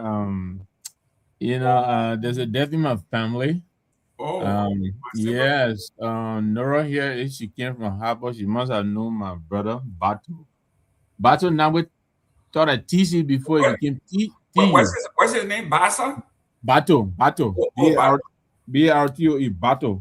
Okay. If you ever heard Tia Nagbe, Bato was Tia's older brother. We are two brothers' children, Bato, Tia, myself, but we're so close. We call each other brothers. Tia calls me his, big brother, and I call him little brother. Yeah, but we woke up this morning, Bato passed, maybe about 8-9 years now. He left two children. Antoinette, the daughter, I think 36 years old. She was born in 1990. I got up this morning and on one of the children's Facebook page, but I said, it's got to be a fluke. So I got and went to work, but then we have a family chat room and the messages started flooding. Apparently, I haven't talked to Tia yet because when these kind of things happen, I like to give him his space to figure things out. Mm-hmm. But he wrote a narrative. Apparently, she came down with a severe headache, and he took her to the hospital. That was open because yesterday being Unification Day, most of the places were closed. But he said he wanted to transfer her, and he said she was responding so well, so he decided to leave her there with the mom and her uncle. And he got her this morning, getting ready to go, and he got a call that she had gone. It's just so shocking. So I wanted to use this time, to send sympathies to all of my nieces and nephews and brothers back home. It's a very difficult time for them because it was so unexpected. And I've sent Myean a photo. She's so full of energy. This is really a shocker. And again, it's state of our medical delivery system back home. Sounds to me like aneurysm. I'm not a doctor or anything, but yes. If we had CT scan, diagnostics, they probably would have picked up on it, but I think they missed that, and so I just wanted to tell my nieces and nephews to cheer up. It is what it is. She was here with us, and now we got to prepare to send her home. But I just wanted to, Well, when we come on these shows after a week and we are cracking jokes, this is self-evident what he's just talking about. When you wake up in the morning and you can feel your arms and your legs. Yeah. And you have the opportunity to be near a hospital, and no matter what happens to you, whether you are poor or not, within 8 minutes you can rest assured an ambulance is going to arrive. So we cannot take these things for granted. Our sympathy to the Nagbe family in Hapa and around the world. It is, thank you. You know, it's never a good thing to have young people dying before us. How can a 35, how old is she? 36. 36. How can a 36-year-old woman pass? Maya, if you're there back there, just send a photo, please. If you can put it up for us, you know. Yeah, so we're going to pay tribute to Miss Nagbe. Thank you, Jerome. Thank you very much. Yeah, it's crazy. It is crazy. But then I'm looking at the comment section here. They say you left out a few people. And I think we did. We left out Sally Jesse Raphael, the lady with the glasses. I remember her. And then Phil Donahue. Yeah, Phil Donahue. Those are legends. They're bringing all the people from the woodworks now. Yeah, right? Thank you to all those who are sending me condolences. Thank you very much. I appreciate that. But you know, life without laughter, I think is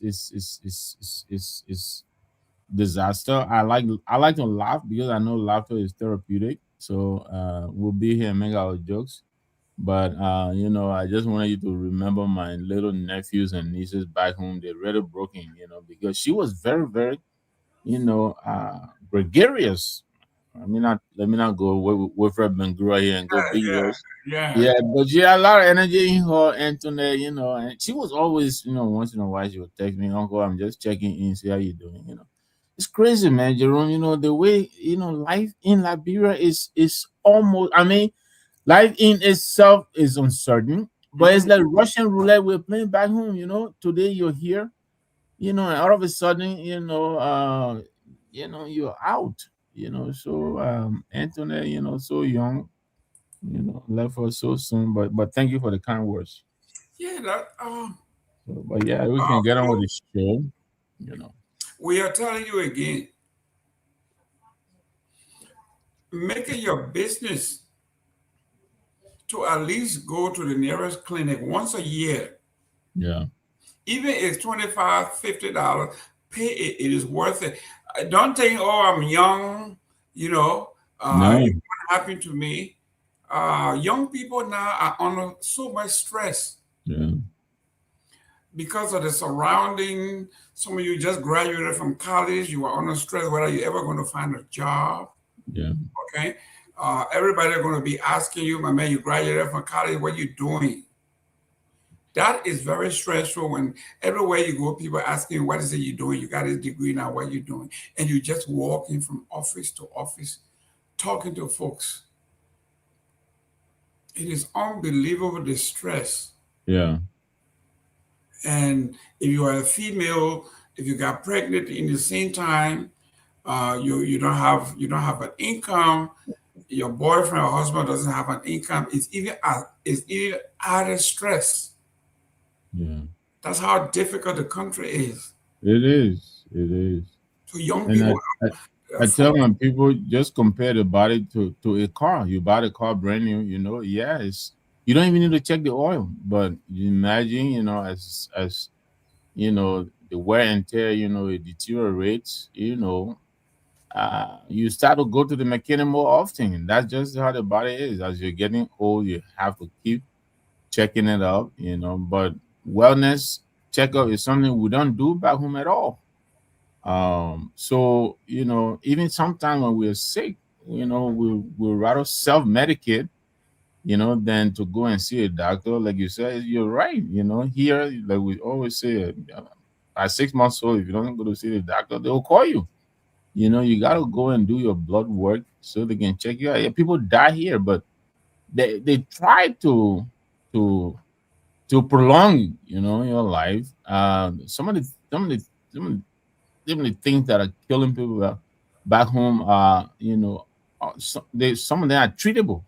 You know, some of the deaths that are happening are avoidable. Yes, we'll all die, but you know, you can extend your lease on life, they say, you know, by, you know, just going to see the doctor. Some of these illnesses, when they are caught early, you know, there's a very good chance that they will help you, and some of them they can even cure, but some of them they will help you manage along the way. Yeah. Look, you can be 40.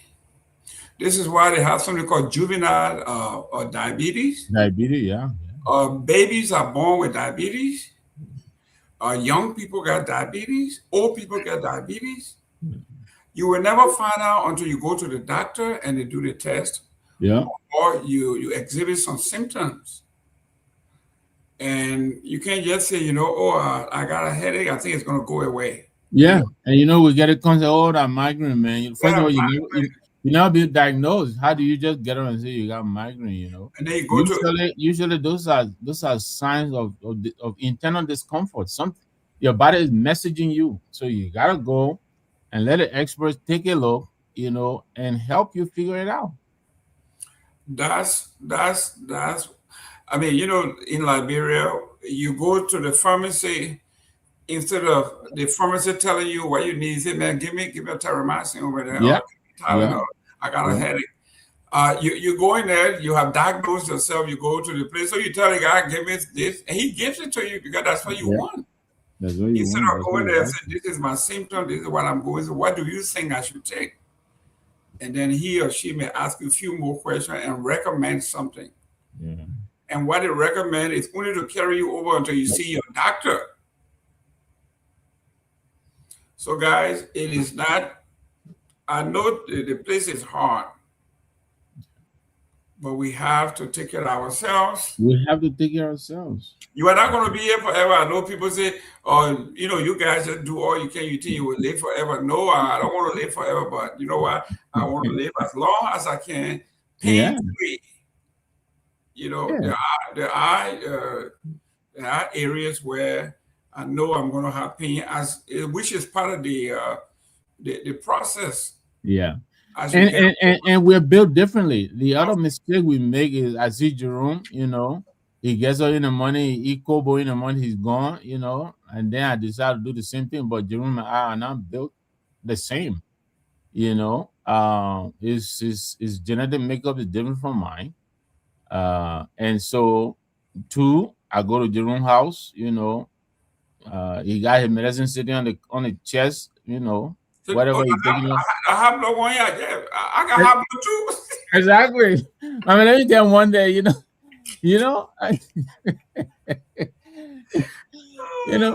bunch of foolish people. We're Liberian people with foolish people, You see your friend medication, my man, let me get one day, my own, So first of all, the medicine may not fit your constitution, but yeah, those are some of the things we do. And then when we break down, we wonder, So on the whole, see your doctor, even if it is once a year. Jerome said twice a year. Twice a year is recommended, But if you can't afford twice a year, at least once a year, let them take a look. It's like you're looking under the hood. Somebody got to lift the lid and take a look and see what's happening. It's just like in the car. Say you drive, you can't just drive the car the whole year round. You don't even take it for, I mean, that's how we drove car. Like, the only thing we did was you get out, you take the dip and check the oil. You're ready to move, right? Until you hear funny sound. They used to say when you hear, then you. Man, and the whole while I was in Liberia, this thing you call shaka shower. I didn't know what that meant. I didn't know what it was. And I came with the shock absorber. And I said, what? We don't have shock absorber in Liberia. We don't have shock absorber in Liberia. We got shaka shower, man. How about copper reader? Liberia is not a country. Liberia is not a country. It's just a very little joke. You understand? Shaka Soba. You go. I mean, this stuff is the place. It's a whole different animal, man. Yeah. Look, we had a guy that used to go, to the village to circumcise people's children, and we thought he was a doctor. Mm. I saw the guy standing out. He's a nurse's aide over there, and I said, "But doctor, what are you doing here?" Because man, this this guy used to go from village to village in a white coat, Yeah. and everything. He just goes circumcising people's children. They say, doctor come, the children running. Soon as the doctor come, all the children are running to the neighborhood. I have an uncle-in-law here. I'll not call his name, but he was put down here for what do we call it? Sex assault on the workplace. He went back home and became midwife. So he had all the opportunity to see all the things he wanted to see. That's yeah. for free. He went home just to his nursing uniform and put it on, and became a midwife in the town. You know. Yeah. We're strange people. Yeah, we just do. But there are a lot of stuff happening in Liberia. Yeah. We, like I was just telling the folks, this thing, I think this guy called Abachi is something else.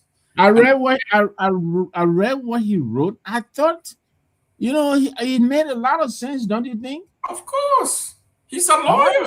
Yeah, a lot of sense he made, and he just kind of broke it down. I don't know if you talked about it. I know you talked about Daily Observer and all of that, but what Abachi wrote. If you haven't read it, our colleagues. I got it here. Yeah, but I wanted you to look at the Daily Observer. Look at that headline. What is it? But look at the picture they took for it. Yeah, they got something to stressing. And then it says here, they drag the finance minister. Yeah. They drag him.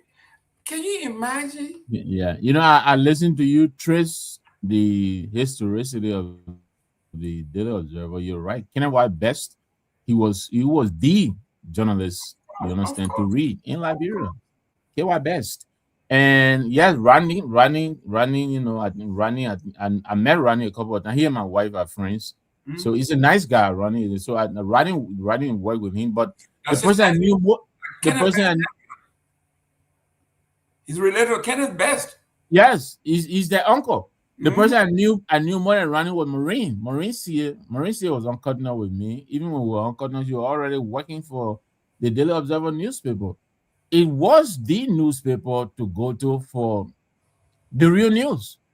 And so you're right, Ronnie. The Front Page Africa is an offshoot, just like the Liberian Investigator, I believe, is an offshoot now of the Front Page Africa. But I think the Daily Observer has joined the rescue train. I don't know who the editors are. I think Kenneth Best may have retired. Yes. I don't know. Even look, papers like the one Philip Wissel ran. What is it? Focus or something? Most of these guys, they work for Kenneth Best with the Daily Observer. They were the guy there. Gabriel Williams. All of these guys. Gabriel Williams. Yeah. So. And they were very, very, very serious journalists, very credible. But I can't say that today about the Daily Observer. And this is not because, they're towing the rescue government line, but it just seems to me like somebody tied a cloth over their eyes. They can't see reality anymore. I read some of their comments, but I don't read them anymore. I'd rather read Front Page or read the Investigator or some other papers, because almost everything that comes out of the Observer of today is a UP apology, and they bend over backwards, and there's nothing wrong with reporting this news. Just report the facts, but to become so partisan, I think it's a discredit that they're doing to themselves. I don't know who runs the Observer.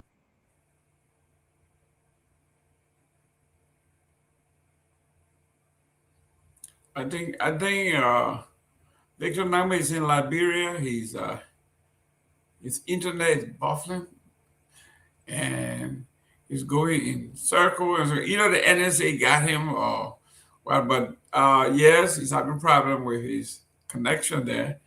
But yes, the news in Liberia has become.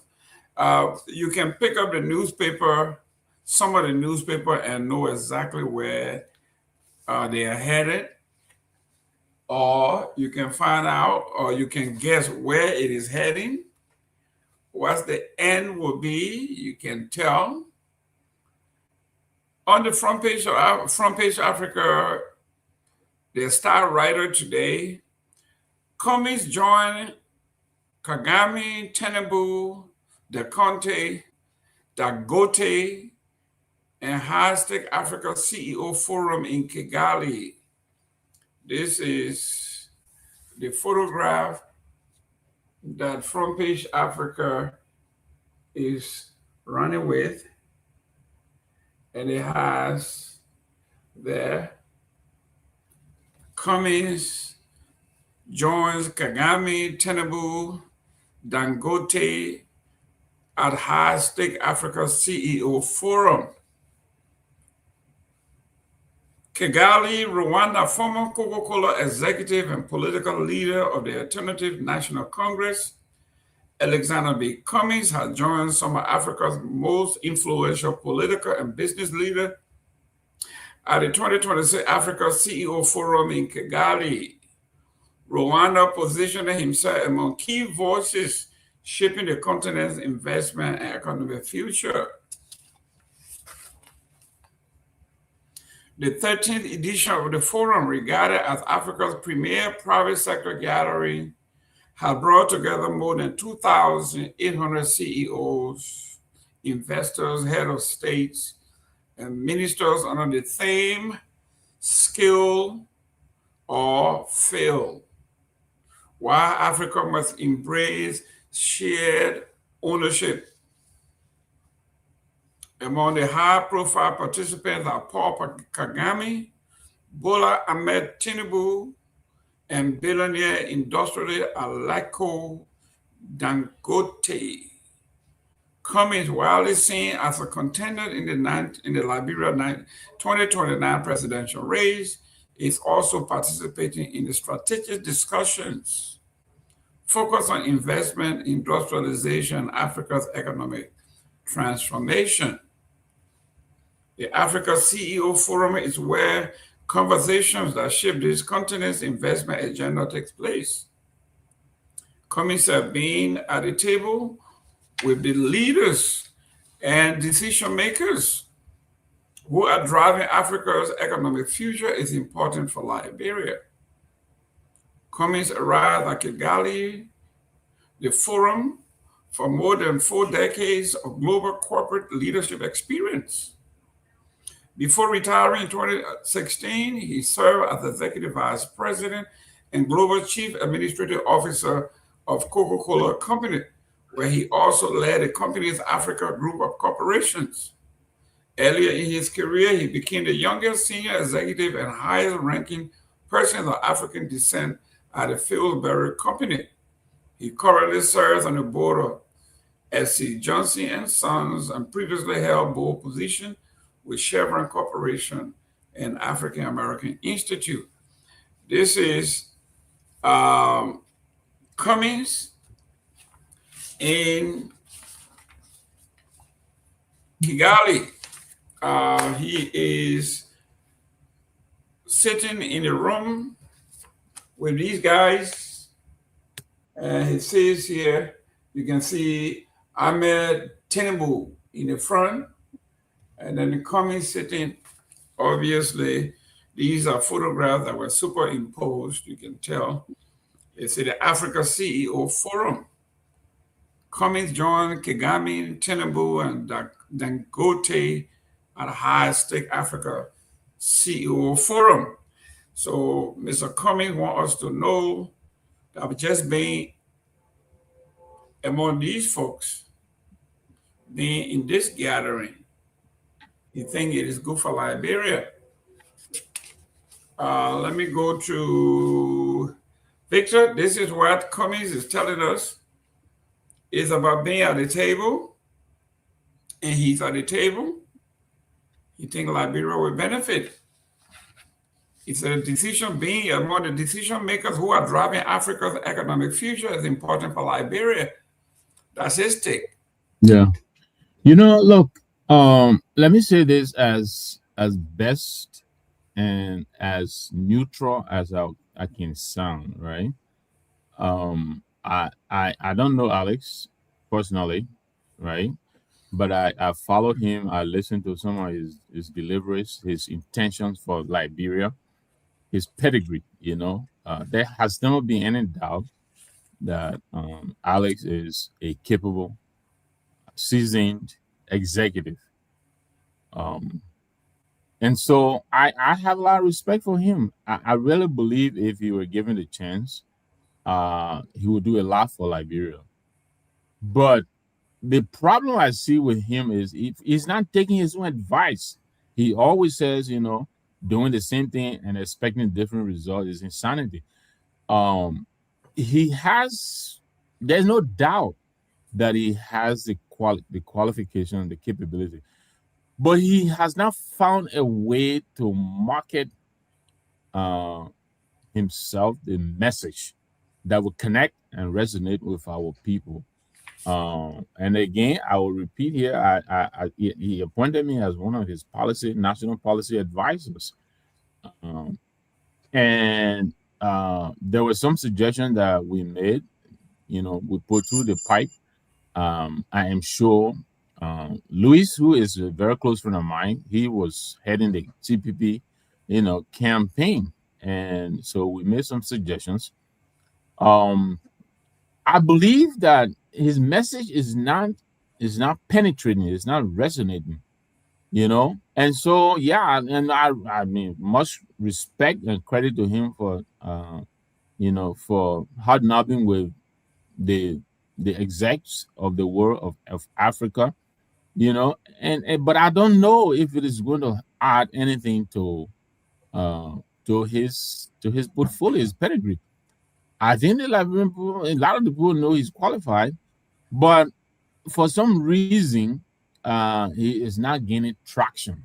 And I asked him this on a show like this before. I didn't quite get, satisfactory, and so I like to commend him. I think he has a lot of experience. I think he's competent, but he hasn't found a way to package his message such that it resonates. Because at the end of the day, you need that charisma to get people to listen to you, to get people to buy into your message. Very few people who take the time to sit and understand him and listen to the message, tune into him. But the majority of people don't have the capacity to do that. They get their messaging from other people, and he has not been able to thread that chain reaction. So I honestly don't know. I don't see anything new, different being done from the ANC of the last elections. I asked this question to Emmanuel George, who is now the global chair here. They had a convention in Atlanta, and they were saying, he came, I think, on this show, he and two other guys or so, and they were saying they took a position that anybody who rise to the leadership should have been with the ANC for at least 3 years. And I was saying to him, but then you're basically recycling the same people who brought us the result that we got in 2023. I understand now wanting to take risks, but look, there's something I learned when I dabble in day trading. They tell you greed and fear are your worst enemy. Don't be too greedy, but don't be too afraid. In this business that we are, sometimes you have to get outside the box. And that kind of, I don't know if it is caution, but if the same people that got you the result that you got in 2023, and you go to convention and you return with the same people, how is that going to change anything for you? That is the question I asked them, and I did not get a satisfactory answer. So I will give it back to you, but that is one of the things that moved me onto the CMC. Musa was the chairman of the CPP at the time. I read some of the suggestions he put forth, and that is what he's doing now. Today, we're ready to step up our game in Margibi. You know, for those who haven't heard, back in November of last year, we were in Margibi, and we declared we were going to make Margibi our capital. We are going to put, so today, the CMC has declared Margibi, because, as you know, Margibi is very vote rich, and so those are the things we're trying out. I hope, with the ANC, we still have time. I like to see them do something a little differently than what they did leading up to 2023. So, but yeah, I respect Mr. Cummings. I know Mr. Cummings can walk in the room of billionaires, and hold his own. That's who Alex Cummings is. But 2 election cycles now, that posture has now broken through to our people. And so I'm hoping that somehow he would pivot from that and find a way that will connect with our people, because for some reason he's not connecting. We have our theories for some of the reasons why. I'm not going to say that here, because then Theoline and then will start writing. You know what I'm saying? They will start calling me names and saying all kinds of stuff.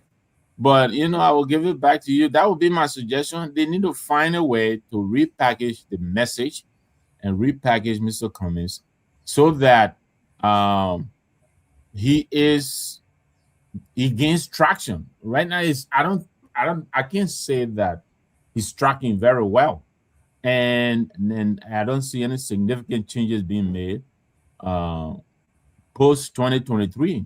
It's almost, to me, like the same prior to 2023 and the same after 2023. Well, one of the things that I don't know what this message is supposed to mean. From what he says here, he says, the Africa CEO Forum is where the conversation that shapes this continent is investment agenda takes place. Cummings said, being at the table with the leaders and decision makers who are driving Africa's economic future is good for Liberia. Just being at the table? Yeah. What is it you're doing at the table? Just sitting there? Exactly. And as you know, Jerome, when you sit at the table, right, the gravitas you bring to the table is what gives you voice. What is Liberia's claim to the table right now? I mean, you're talking about people like, Cyril Ramaphosa sitting, you're talking about South Africa sitting down at the table. You're talking about, Tinubu, what is it that we're bringing to the table? How are we, what is going to give our voice weight on the table? Yeah, your question is quite in place. Is it just about being at the table? I don't know. I don't know if that is sufficient. Maybe one of our ANC fellows is calling. Maybe. Yes. They don't want you said. Soon I started to start calling, right? So here we are. And the photo that he sends from that they are trying to use, when you look at the photo, it had, you see the two young men sitting, one to his left and one to his right. So can these young men leave and go and say, by me sitting at this table is good or qualifies me to be president of my country? Right. Or you want to let us know why were you there? What role did you play? Were you a presenter? Did they consult you on issues? But just sitting there, I mean, you go and pay your way and go there, like we young folks, just go there to be among, I mean, just the ambience, if you are building your political career to say, I was there, this is what I heard. But at the level of Cummings, we require a little more than that. Yeah. Young people like the ones sitting by him, those are, yeah, some of them are real professionals, some of them, are very, heavyweights, but a good number of them also go there to for optics, for photo op with people like Alex Cummings. So Alex cannot be going to the table just for going there.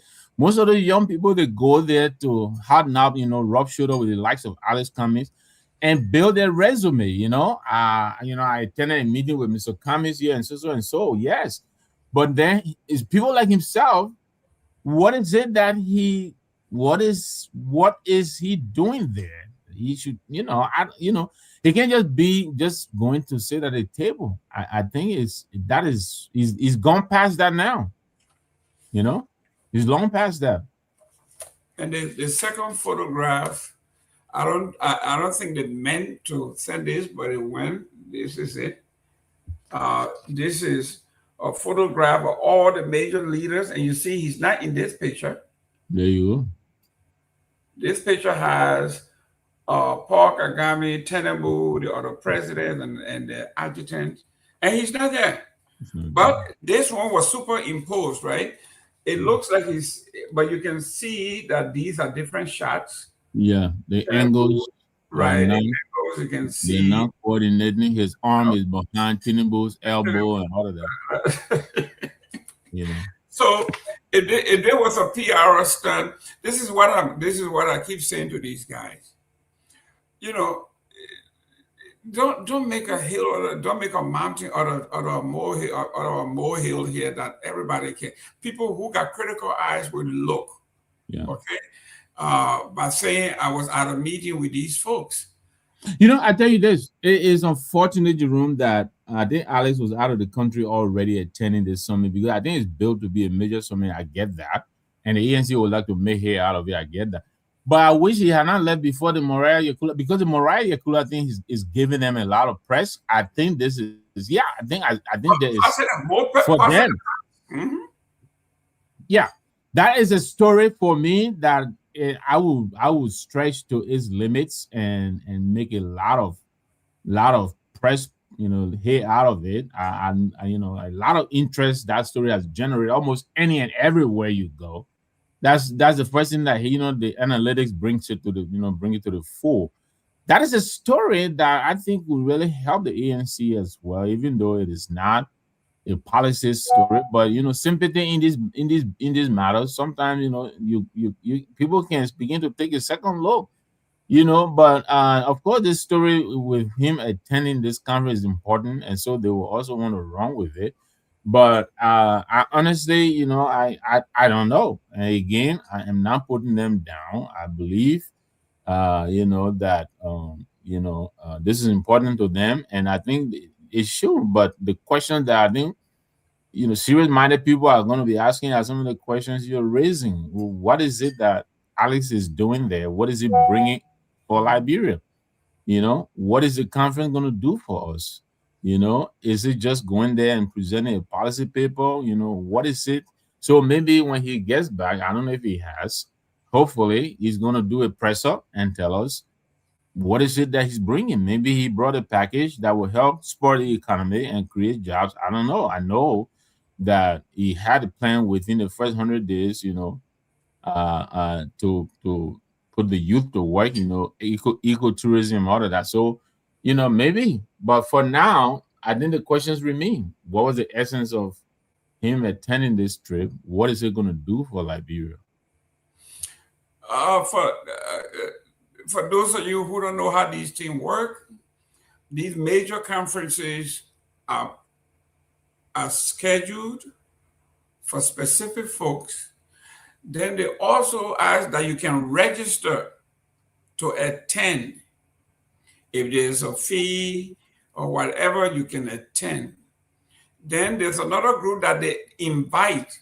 They send you invitations. There are two types of invitations. One, to either be a presenter as an expert. You are a mover and shaker on the continent. They would like to hear from you.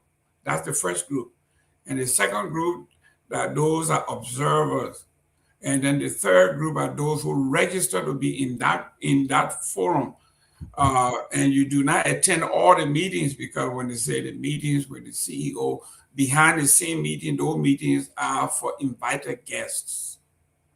And then when it's done, they show up in the forum and they do presentation and all of that stuff. Someone like Tinubu will not do a forum. He would be a keynote speaker. Dangote would be a keynote speaker presenting his ideals, success stories, and how to transform the continent based on shared value and mere accomplishment. So Honorable Cummings will have to tell us he attended this meeting at which level. Did he just sign up because it was available? Was he invited? Where are the letters of invitation? Was he a presenter? If he was a presenter, where's the program? So folks can see, not that we are doubting, but these are things that happen when the NAACP is having something and they send invitation out, they have you listed in the program. Right. And say, this is what you're going to do. Then you can now take that and run with it and say, this is what I was, this is what I said, this is my policy papers. And then you bring it back and people say, okay, this is his ideal. Other than that, this is just a photo of, and you can see this photo up. If I was anybody in his circle, I would say this photo doesn't make him look that great. And then the second page that is sent here, where all the major players are taking, like the G7, they're taking a photograph, and you're not part of the G7. So why would you boast that you were at the G7? Yeah. So, but for our friends who are in the ANC, this is not a put down. This is a constructive criticism. Yeah. We do the same thing with Musa Belete. When we get in the room, some people think that some of you are anti the man. No, but we got to make sure that these questions are asked because we've been there and done that. Okay? So that's why when you bring someone like Victor or you bring myself around and many other folks, we come from different backgrounds. We have experience, different political attitudes and aptitudes. So we'll be asking you, why is this way? And, don't take it as, it is benign as far as I'm concerned. It is friendly. It is to make sure that next time you attend these meetings, that these boxes are checked. Right. Was I invited? Was I a presenter? Was I a keynote speaker? Or was I an observer? And there's nothing wrong with saying I was at this great meeting with these great folks and I observed and I learned a lot. Yeah. To sharpen my own skills. There's nothing wrong with that. That's what leaders do. Nobody has monopoly on knowledge. Nobody knows it all. That's why we go to these events and in-service training over and over and over. Sometimes you go out and say, oh Lord, they're going to do in-service training again. Yeah. Yes. But the last time we were there 12 months ago, a lot of things have changed. That's right. So you have to, like we thought we have had Ebola eradicated. Boom, it passed for this week. Yeah. In DR Congo, yeah. DR Congo, yeah. So now, people who have dealt with Ebola, this is the time now for us to pick up our old dustpans and say, what did we learn about Ebola when it hit Liberia? Let us start getting prepared, make sure it doesn't hit us again. These are things that people do, and I know people are asking or should be asking these questions in Waka's cabinet meetings. What is the health department doing? We're hearing this thing. It's not too far because we used to say, oh, that's in Congo. The next thing you knew was in Guinea, it was in Sierra Leone, it was in Liberia, and it had a major impact on that particular, especially Liberia. We have more people killed, died from the Ebola in Liberia than either one of those countries. So these things are positive criticism, guys. If you're from the ANC circle, it is not demeaning. It is not meant with malice. This is benign. It's a good thing. But we were talking about, before you came on, we have another one here from the LTA. It says here, the Bouakai administration must clarify TIA contract saga is not going away, and it's an editorial board of Front Page Africa said President Joseph Yuma Bouakai's decision to suspend the controversial traffic monitoring and revenue assurance contract between the Liberian Telecommunication Authority, LTA, and the Telecom International Alliance, TIA, may have been politically popular, given his administration pledge to fight graft. However, at the heart of the controversy lies a troubling contradiction.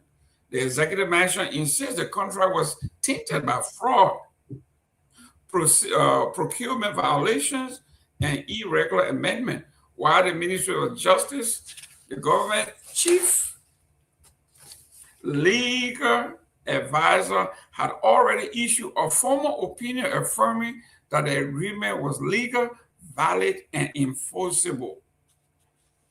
That contradiction cannot simply be brushed aside. If the Bouakai administration genuinely believed that the TIA agreement was illegal procedure, then it must present clear legal grounds and pursue a judicial determination to invalidate the contract. The Ministry of Justice's own legal opinion stated that the 2022 amendment and restated agreement became law after ratification by the National Legislature and signature by the President, George Myean. The opinion further argued that any alleged procurement flaws became illegally moot, irrelevant, and immaterial once the legislature enacted the agreement into law. The Bouakai administration has a right to demand accountability if other findings indeed reveal procurement manipulation, questionable amendment, or unfair revenue sharing adjustment. Allegations that the TIA was registered in Delaware only days after receiving bid document, and that the contract ballooned from 6 to 20 years without proper value for money analysis are serious and deserving scrutiny. But accountability must itself follow the law. The legislature appears to have recognized this delicate balance when they reportedly favored renegotiation instead of outright de-ratification. Renegotiation acknowledges that government may revisit problematic agreement while still respecting contractual obligations and institutional processes. Nullification sends a far more dangerous signal. It suggests that agreement endorsed by one administration, ratified by the lawmakers, and affirmed by the Justice Ministry can later be discarded by executive decree whenever political wind changes. No credible investor ignores such signal. Even more troubling is the lingering silence over who is currently performing the function originally assigned to the TIA. If another entity is effectively carrying out the same responsibility on a different arrangement while the original agreement remains suspended, the government risks exposing Liberia to costly litigation and allegation of bad faith. Liberians deserve clarity. Is the Bouakai administration standing by the Ministry of Justice legal opinion or rejecting it? If rejecting it, on what legal basis? Has the government formally accepted the legislature recommendation for renegotiation? If TIA remains suspended, who currently controls the traffic monitoring system and under what authority? These are not political questions alone. They are government questions, governance questions. The government cannot preach transparency while remaining silent on critical legal financial matters involving millions of dollars in Liberia telecommunication infrastructure. Front Page Africa is right to demand answers. The credibility of Liberia's investment climate, the sanctity of contract, the confidence in the rule of law, all hang in the balance. This is serious, Victor Nagbe. This is well written, and it says a lot about who we are. If this TIA contract was in effect, and you suspend it. And since then, nothing has been said. So who is now in charge of our license plate, our licensing, all of the information that legally needs to be answered? Who are those that are responsible? Who are those performing? Who are those getting paid? How they are getting paid from whom? All of these questions need to be answered. So the editorial board is asking the administration to come out. The president said through his decree that he suspended the process. Then on the flip side, the Justice Department said it is legal and binding. Yeah. Yeah, so, I mean, a couple of times now we've seen the government talking on both sides of his mouth. I mean, you remember the rice increment situation with the Minister of Commerce. Mm-hmm. The minister, the former minister, went ahead and increased the price of rice. The president, on the other hand, said no. We've also seen the situation in the early days at LPRC where the price of gasoline was also increased and I think reversed by the president. But you wonder what are some of the things they talk about when they go to these cabinet meetings. I would think those are some of the things that the sector heads will be sharing with the entire cabinet, including the president. I don't know. But yeah, I don't have much on this, but I keep hearing the name Samoa, the same guy who is now at the central bank, being associated with this. Apparently, he was a part of the management team or something like that.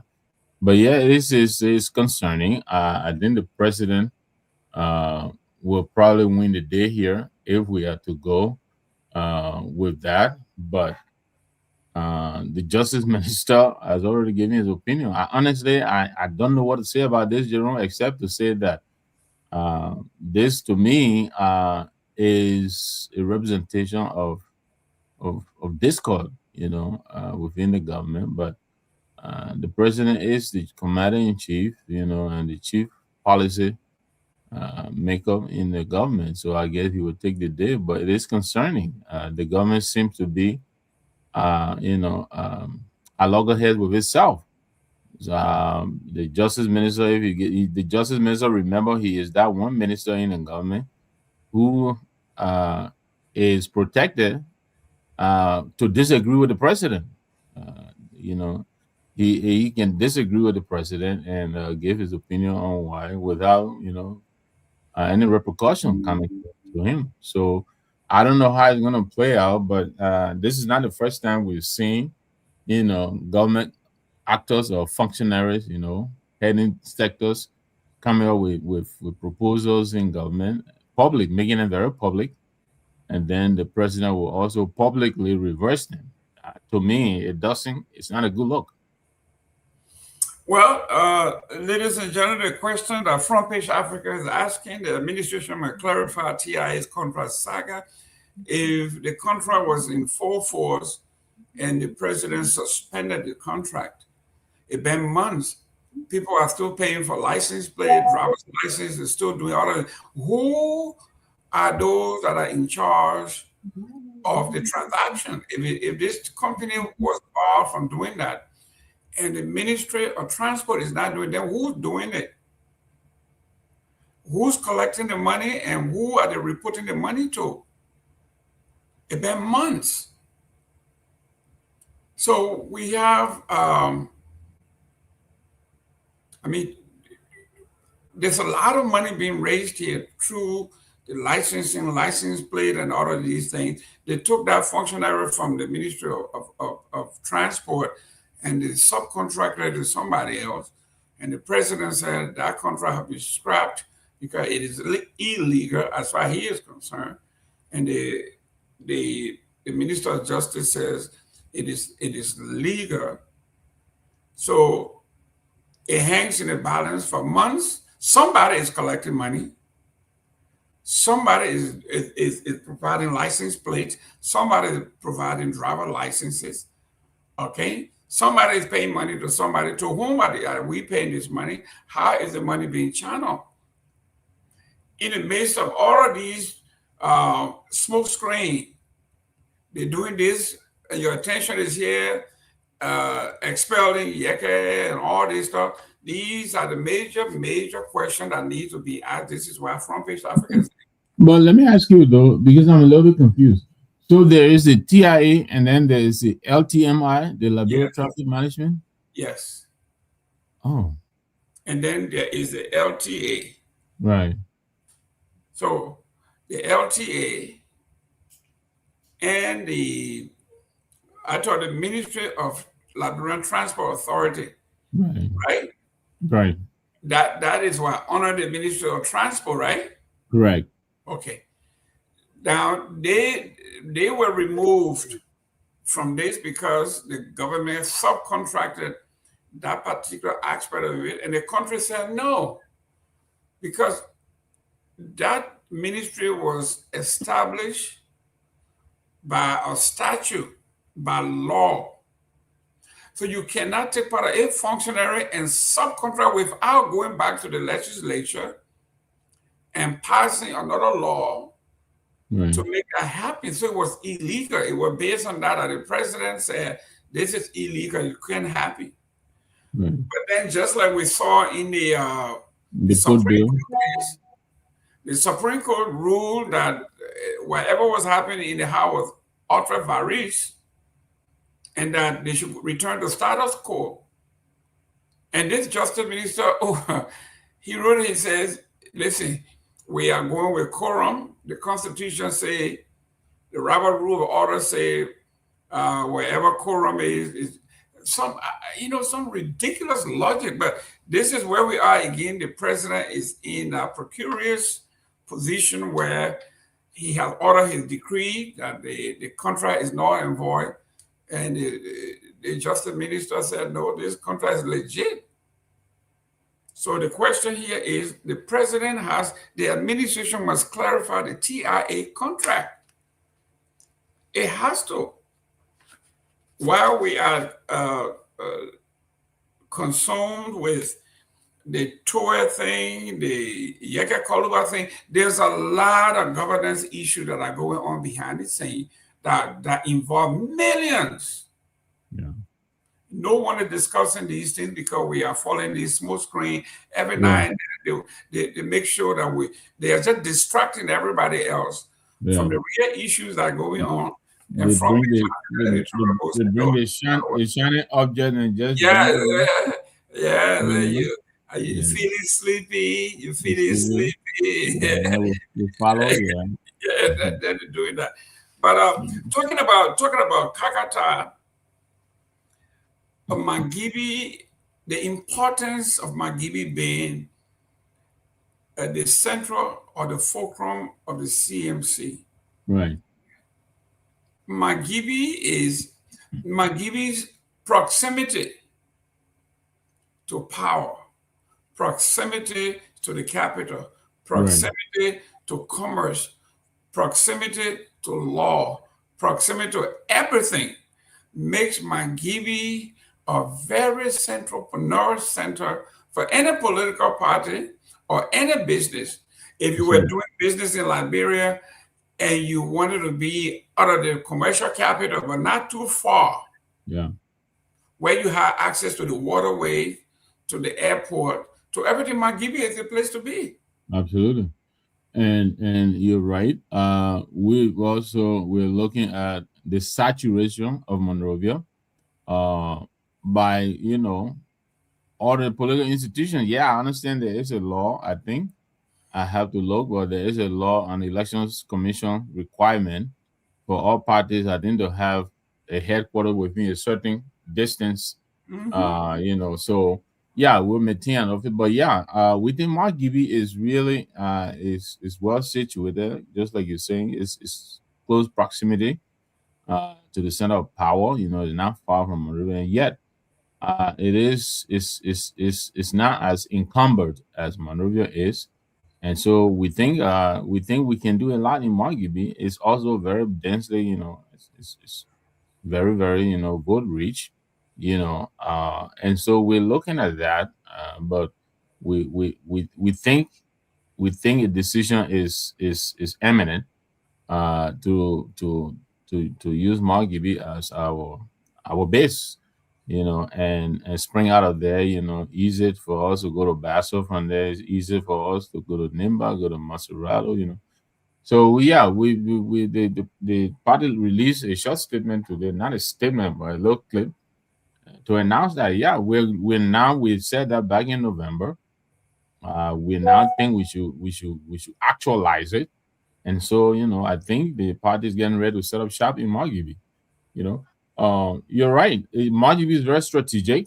I'm not going to let the cat out of here and let people but there are a lot of analytics we're looking at that point to some very, very interesting calculus being present in Margibi.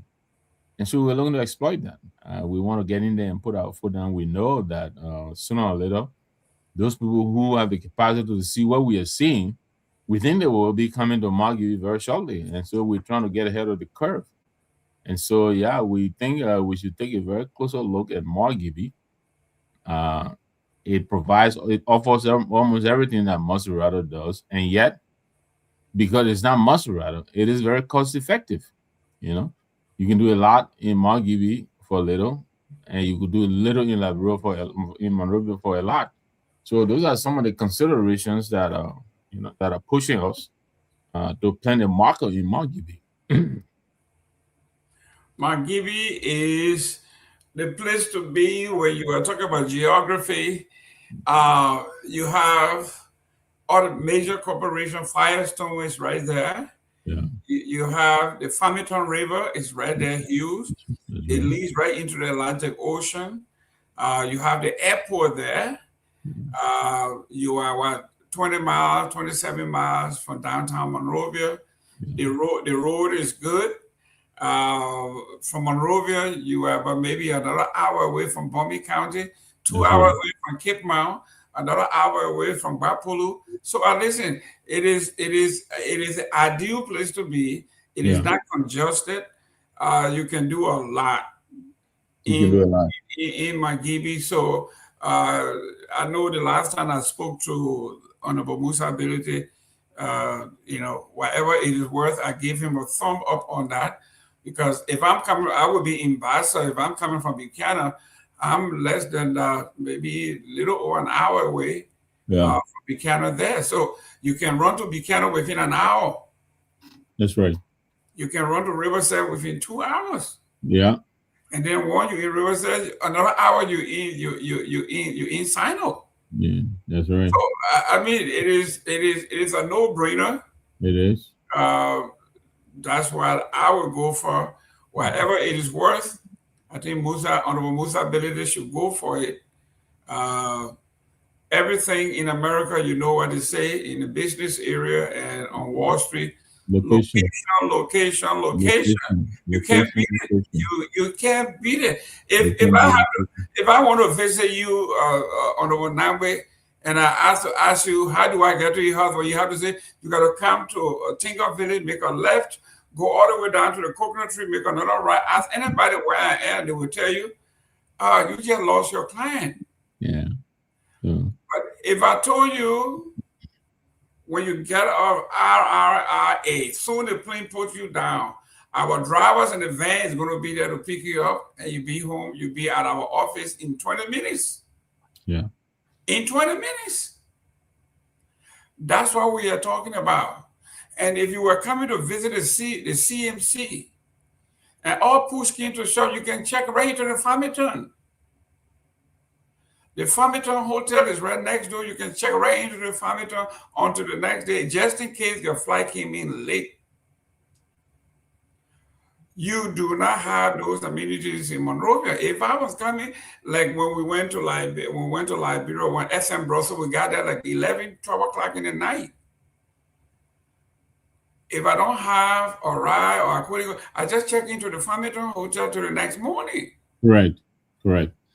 And that is the location, quite right. And then we're also, like I said here, but some of the things we're looking at is the Bassa tribe is not the largest tribe in Liberia. The Pele tribe is. Yeah, the Pele, yes, correct. But I don't know of any tribe that is present in so many counties than Bassa. That's right. You know, so again, another very, very key component for any political actor. So those are some of the things, like I said, we're looking at. You talk about location, proximity to the national airport and all of that. Mm-hmm. Proximity to Monrovia, not very far. Proximity to Banga, not very far. Proximity to Buchanan, not very far. So you can spin and spin in several directions from Margibi and do a lot of things.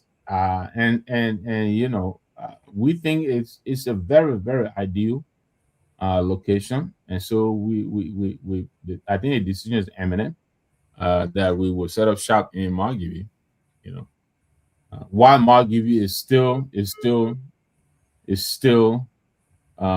what's the word I would use? It's still should I say young and untapped? Yes. History So and book traces. Ladies and gentlemen, our guest is here. Dr. Reed, we are glad to have you on today. I see you are in your studio. Welcome to the closing argument. Thank you.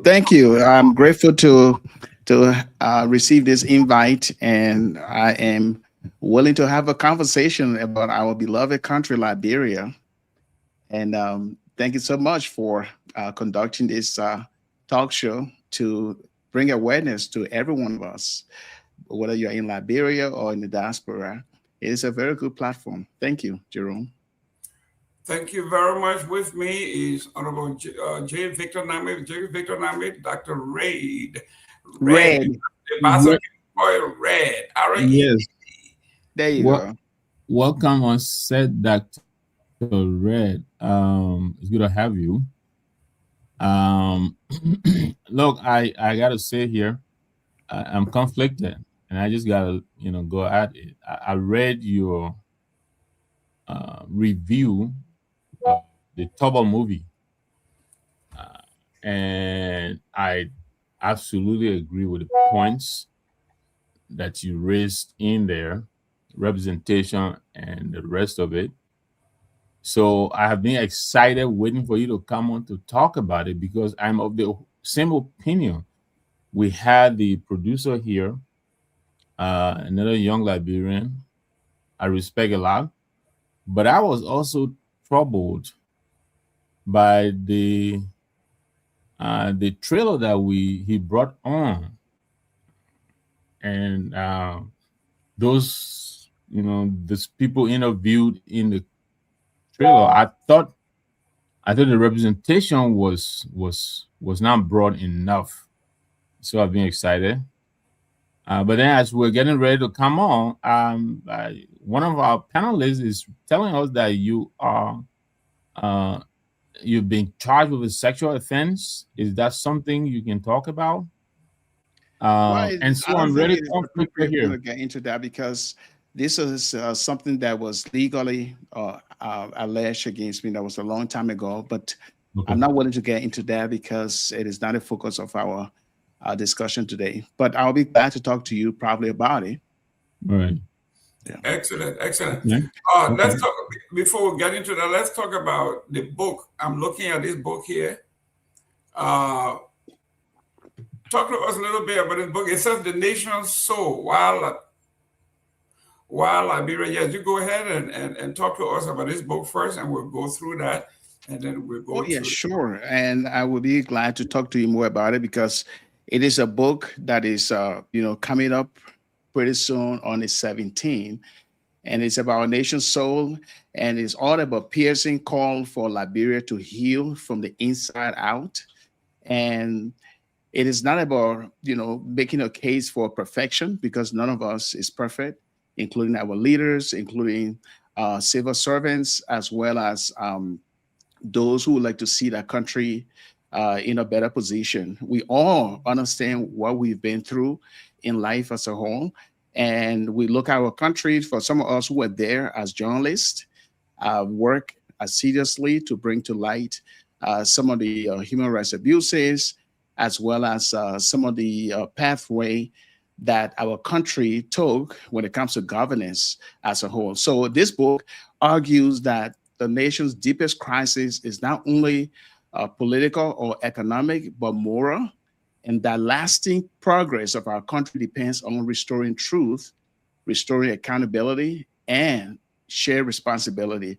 And that is what the book is all about. And if you look at our history, I did a lot of research tracing Liberia's founding contradictions, erosion of public trust, and the long shadow of our civil war.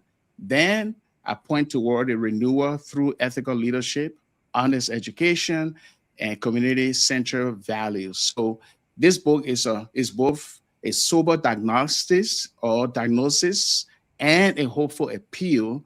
And I insisted on the fact that Liberia's future can still be rebuilt if its people recover the moral center that holds a nation together. When the moral center, I'm looking at some of the virtues, values that we have both traditionally mixed with our own Liberian traditional way of governing that was brought there through democracy or the elements of democracy as a whole. Yeah, so that's what the book is really about. And I, believe that it will all look at the powerful national reflection on how Liberia can move from fracture to renewal by repairing the conscience beneath all of its institutions will put us on the right path. I read some of the I read the forward, and then I read some of the comments from someone like Dr. Edward Dunn and other folks who made some flowery comments. These are well-read folks. Talk to us about some of those folks who are actually commending you on this book. It's well written. I read a couple of the other ones you have written. So talk to us about those major figures that have consulted. Oh, sure. We have a lot of known people in our society that actually look at the book in advance, and they were very thrilled to give their own synopsis or their own endorsement of the book. I have like 9 people. Bishop Darlington Johnson, known in our country as a prelate, the prelate of the Harvest Intercontinental Ministries International, based in Maryland, Ordney, Maryland. And I can just, let me put here together some of the things that is said, just to read a bit here, just a moment. All right, and I'll put that here. It'll be just a moment. And I also have Reverend Dr. Samuel B. Reeves, the senior pastor at the historic Providence Baptist Church. As I look here, I just wanted to have a quote from each of them and read them. I also have endorsement from Professor or Dr. Emmanuel Clark, an author of many books, says something about the moral awakening of our country. I also have some other folks, for example, like the National Presidential Advisor to the President of Liberia, Joseph Boakai, Anthony Samuel Kofi Woods. He says a brilliant contribution. I also have Councillor Nyenwolo Gongloe, the foremost human rights lawyer in our country, and also a professor of law at the University of Wisconsin. And did I say University of Wisconsin? University of Liberia, that's what I meant to say. And so the list goes on. Mr. Martin, K.N. Colley, brilliant young Liberian who writes a whole lot about some of the lapses in governance he endorsed. So I have a whole compilation of known people in our society who saw the book argument as urgent crisis for our moral dynamics. It's not just political or economic, but we got to rebuild our character the way we govern our country, whether you're working in the government or not, or whether you are just, ordinary citizen. And then they all, write all the endorsement, they write an endorsement of the book. Well, ladies and gentlemen, we have Dr. Alex L. Red. For those of us who don't know you, introduce yourself from your humble beginning. We'd love to find out your educational background, your upbringing. So talk to us, introduce yourself to our audience. Yeah. All right. And I want to see you and Mr. Nagbe on the screen. So yes, I'm not sure we're all out there, but I appreciate you welcoming here. I was born humbly in our home country, Liberia. My dad is Joseph Red, Joseph Gayman Red. He's deceased. He passed away in the States. My mom, Nije Red, she passed away also in the States. They both died 2 months apart. In the state of Wisconsin. My dad died from stroke. He was rushed in the ambulance, and he passed away in the ambulance in 2014. My mom died 2 months later on. They couldn't find her body. They couldn't find her. She got missing from the house, and the police were looking for her to bury my dad. They never found her until 2 months after my dad was buried. The entire police office in Madison, Wisconsin, found her body at a local creek, dead. It was decomposed, and that, of course, brought hurt in our whole family. It was painful. And in fact, through that changed me, because the 2 people I loved in the world, they were gone. And so I had to go even through counseling. I was devastated, and help out a church who showed me another way to understand my future. And I went to seminary and completed my theological program in systematic theology and apologetics. And so I've been doing the Lord's work for almost 8 years now with my own ministry that I reach out globally to 14 networks where I spread the gospel of Christ, who changed me as a follower of Christ. But I graduated from the University of Wisconsin, where I did a double bachelor's in communication arts, featuring on film, radio, and television. And I also got a certificate in criminal justice from the same institution. In the same institution, I also completed my graduate studies in counseling psychology. That is the University of Wisconsin Education College or graduate school. And then I went and then completed my doctoral program in theology, systematic theology, and apologetics. And so with my own beginning in Liberia, I was an admirer of Charles Williams. We all know Charles Williams. And I used to admire him, and because of his inspiration, the way he died in the hands of the Samedo regime, I was inspired to continue journalism, what we call journalism. And and then I did some training, and I worked at DC 101 FM. I was a broadcast journalist there. I had a program called Sunrise. It's a new magazine program that I completed. That I did, and through that whole program, I was investigating the Samedoki's murder in Bone County. I was kidnapped and tortured during the Taylor regime under Joe Tate, and I was charged with treason, a criminal attempt to commit treason under the Taylor regime or administration. And Samuel Kofi Woods, Kehleboe Gongloe, they were my lawyers. And the PUL at the time was under Abraham Masile. They all, argued in court, and I was released. And then received death threats many times, and I came to the United States through the help of some people who, saw the need to preserve my life. And so I came to the States and then pursued my education, and this is where I am. I, worked for almost 4 to 5 years before my parents passed away, with the Berkeley Unified School District as a guidance counselor, the Oakland Unified School District too as a guidance counselor.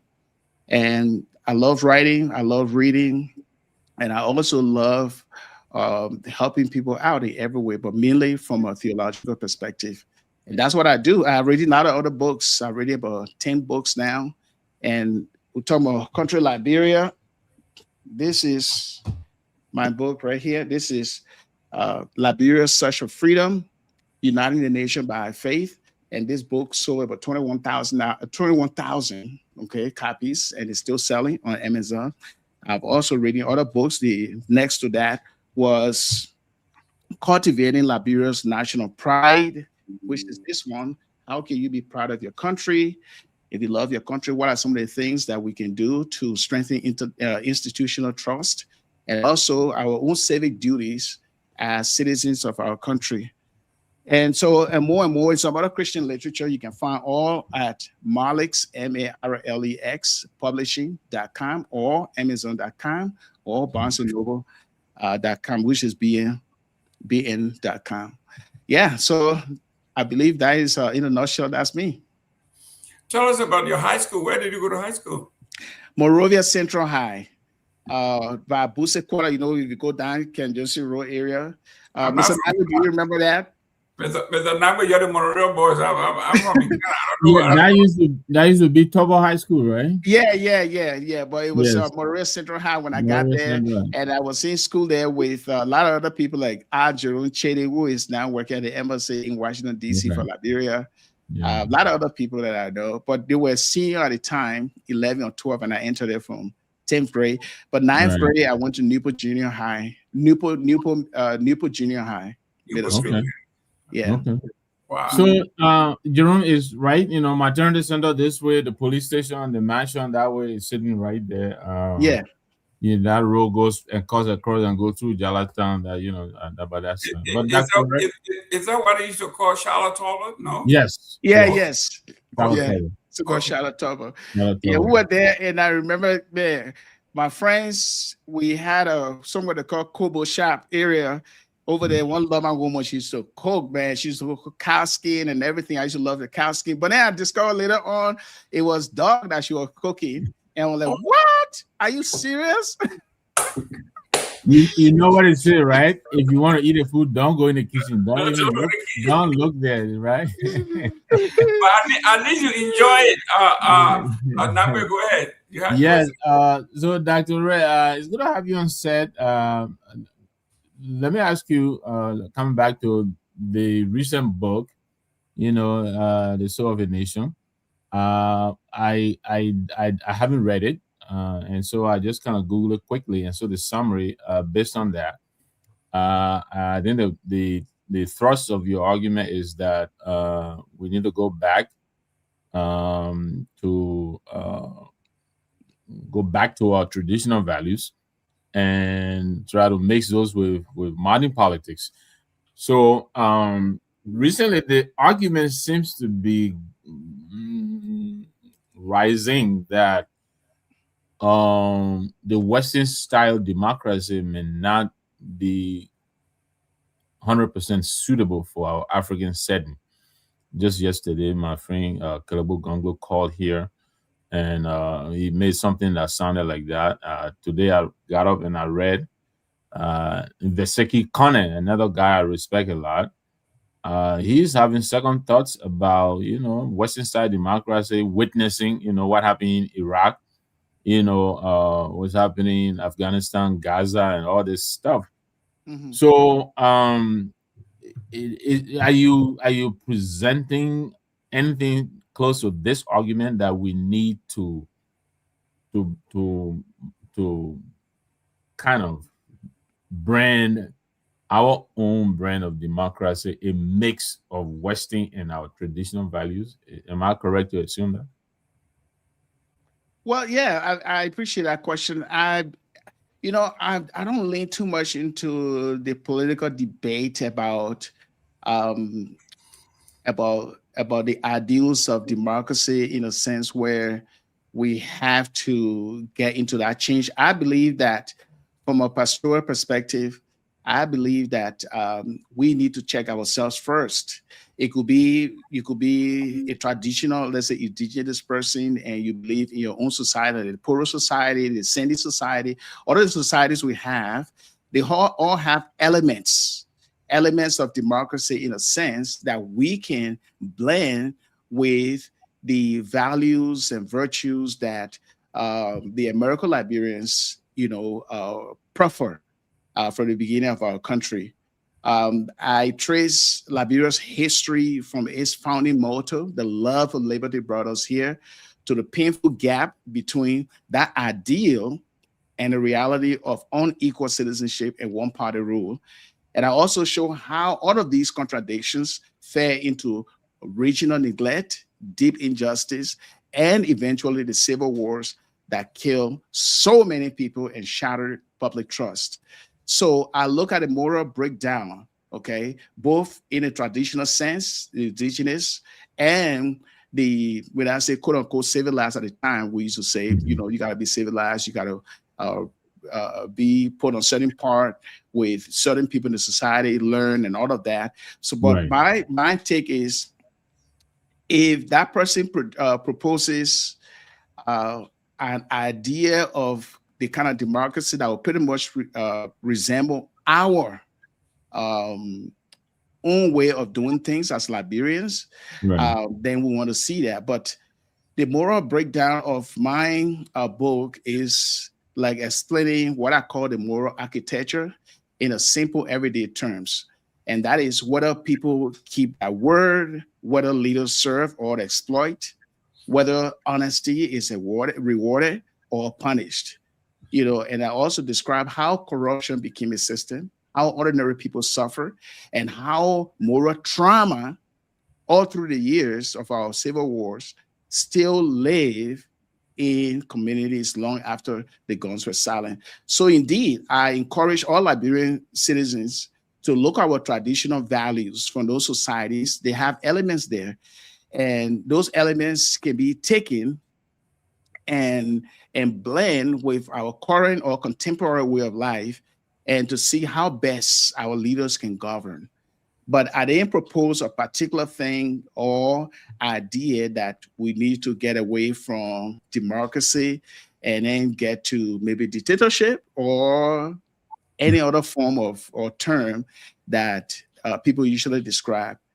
So that's where I am. But I think it adds to the conversation new dynamic about how we should look at governance as a whole, especially if we look at corruption.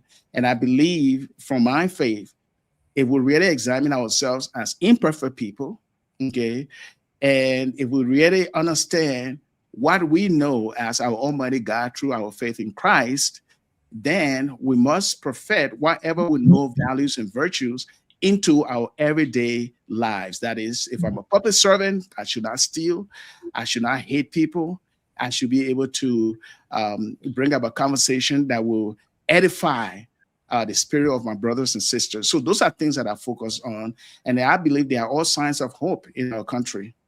Right. So let me push you a little bit more on that. I see you talk a lot about corruption, moral value and all of that decaying out of the argument has been made that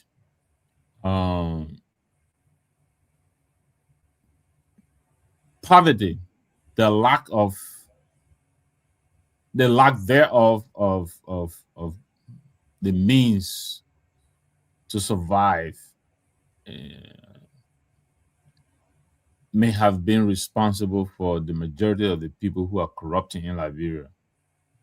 Then, of course, there is the other class of people who just have so much and they can't seem to get enough. Again, coming back to your argument of going back to our morals, did your research show any correlation between poverty and corruption? Would you say there is a link there? Yeah. I showed a correlation between poverty and corruption, and I trace it back to the founding of the country, which I call early contradictions of our founding. I examine the 1847 Constitution that was written by those men, and their scope of how they was founding a nation with 13 towns, and how on a continent who draw more people to recognize Liberia as a sovereign state. Now, we know Joseph Jenkins Roberts had to travel to France and other places for recognition. And France recognized us, Great Britain did early, and the US that we had close ties with never recognized Liberia until later on. And so those men, yes, in a good heart, they did well by writing the 1847 Constitution, giving women's land rights and all of that. But I argue in my book that it drew the circle too small, you know. And according to historian Dr. Patrick Burrows, he and I had back and forth on this on public media, that he was only speaking to the judgment. That is he was only looking at the 1847 in that condition of the people. And so that's what you're looking at, but he can't condemn them and say it is anything that contradiction, because they did not include the indigenous people who occupy the rest of the country. At that time, Lofa was not there, Bonn and other countries, they were not there yet, the counties, they were not there at the time. But then my argument was, I laid in the book, is that the circle was still too small because they knew better, one, and two, those, if they had put in mechanisms to make the geography wider or broader or larger, include those counties, which happened later on. Correct. Did they draw those? Did they draw those boundaries or geography? And did they do it in the right spirit? What happened since then that led to the coup and the Civil War? And so I argue extensively in the book that indeed, yes, we had a country from the outset. The intention was good, but the circle was small, that it did not reach the indigenous people, and it later on brought contradictions, and it brought about poverty, because we know Charles King he resigned from office because they were even selling people as slaves into Equatorial Guinea at the time. He and his vice president Allen, they had to step down. Okay, after the League of Nations, found out that they were doing the same very thing. So we see the moral contradiction all along from there on, and so I trace all of that and say, hey, this is the truth, this is history, but what can we do about it now if we know that all of these things happen from the beginning all through, and now we have time for participation of the entire country by whoever, once you are qualified, and if we have a merit-based system, then we can build a better country. But I think there's a link, between poverty and corruption. And I wanted to exploit that link a little more. And I hear the argument you're making. They drew the circle too small. They neglected the presence of a broader indigenous population outside of the circle. I mean, Maserado, I believe, Sino, I think, and Kidman also. I think those were the original counties, and then later on, the rest of Maryland. Your history is bad. It was Monserrato, Grand Bassa. So don't go there with number two. Don't go Grand Bassa. Okay. Look, this is look. There you go. Okay. All right. So, but thank you for the correction, Jerome and Dr. Red. Let me first of all, sympathies to you for the manner in which you lost your parents. I think you said 2 months apart or so. That had to be traumatic. But I'm just wondering, there is a school of thought that our forefathers, the founders of the republic, they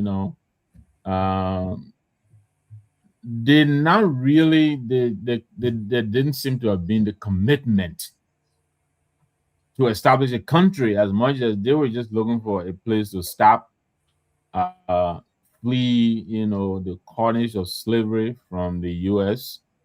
And settle in a place where they could, enrich themselves and repatriate whatever they could back to the states. I mean, we know that they allowed Britain to carve out part of Liberia and give it to Sierra Leone. We know part of Liberia was given to the Ivory Coast, part of Liberia was given to Guinea. Even today, we're still arguing where the actual boundary is. Did you come up more when you said the circle? Are we not implying that the circle was so small because really the initial intention was not to establish a country, and so they just wanted a spot to settle on and do whatever they had to do and repatriate whatever they could back to the states? Is that a flawed argument to make? Well, I believe that when I mean this circle was so small, we had Lo-Fi and other places where the indigenous people lived. I believe that the indigenous people at the time should have been at that table in founding a nation. I mean, I understand the nuances at that time or the conditions, but from what I read from history so far, I believe that the indigenous chiefs should have been included in founding the nation at that time in 1847. I also believe that indeed, whether giving away other patches of land to Guinea or other places at the time, I don't know much about that.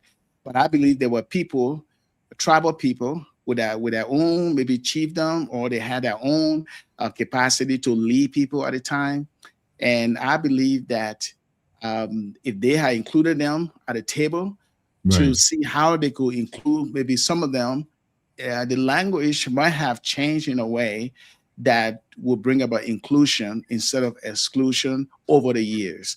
They may have, they might have at that time in that condition, good intention to found a nation because given their own history psychologically, how they were slaves and now they are free and they wanted to come back to Africa, their original country. That was a passion for them. And then founding their own country. And those values and virtues that they founded on Liberia, they are all good. Those are Christian values, giving their own orientation that they have. But I believe that over the years after that, if mechanisms were left in place so that their children could inherit that constitution and draw a circle wide.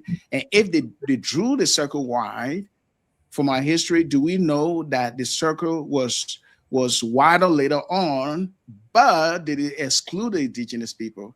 And this is where but I mean, but let me ask you this. I mean, how could they have when Mantelo Nubo was firing cannons at these people? I mean, we celebrated Mantelo Nubo Day when you and I were in school until recently, but it was a momentous, victorious moment for the settlers. That Mantelo was able to fire the cannon against the indigenous chiefs, and that was a victory. So if they were, warring at each other, I think that would have made it difficult for them to have brought them to the table, don't you think?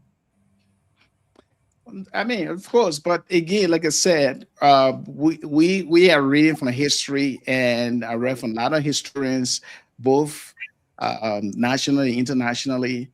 I also drew a whole lot of research from not just historians, but also searching the archive, looking at history, looking at the indigenous point of view of why their foreparents, were not included in every way. But, it is not so much about what happened at that time when they were writing the Constitution in 1847. I think it's much of the moral aspect of it. Not bringing them the indigenous people in, or the chiefs at the time, and the war, between tribal groups, and also the disagreement and the upheaval between the American Liberians and the indigenous people. All of those things that would take them together. It is all about justice and injustice. Yes, it's all about justice and injustice. Let me thank you very much for coming. Ladies and gentlemen, we have Dr. Red. If you are a sociologist and if you went to any of the classical schools of sociologists like I did, There is a sociological writer or icon called C. Mill Wright. C. Mill Wright came from the University of Wisconsin. He wrote the book called The Corporate Elite.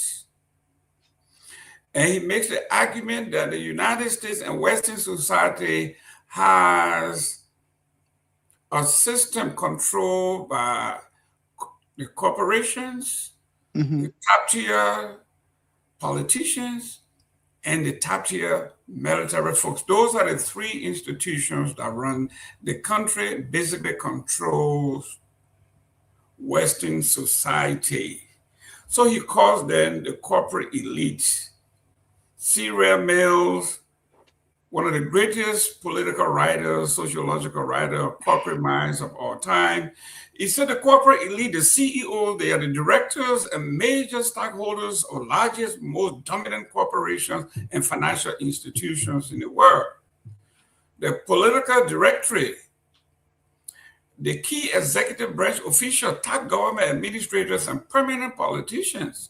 And finally, the military elite, high-ranking general, admirals, and defense officials. These are the folks that run the Western world. And he went to say the characteristics of the corporate elites are they have an interlocking network. Mills noted that members of the corporate elite do not operate in a vacuum. They often serve on multiple boards of directors, seamlessly moving between corporation executive suites, high-level government positions, and military board, advisory board. They have shared backgrounds. These elite typically come from similar upper-class background, attend some prestigious Ivy League universities, belong to the same exclusive social clubs and country club. Convergent interest, because their backgrounds and their social cycles are so intertwined, they share a unified worldview.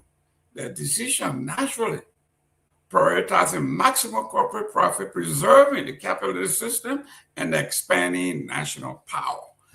This is one of the books that if you have never read, if you didn't go to graduate school in the United States and you didn't go to any of the sociological institution, is one book that you need to pick and read. It's called The Corporate Elite.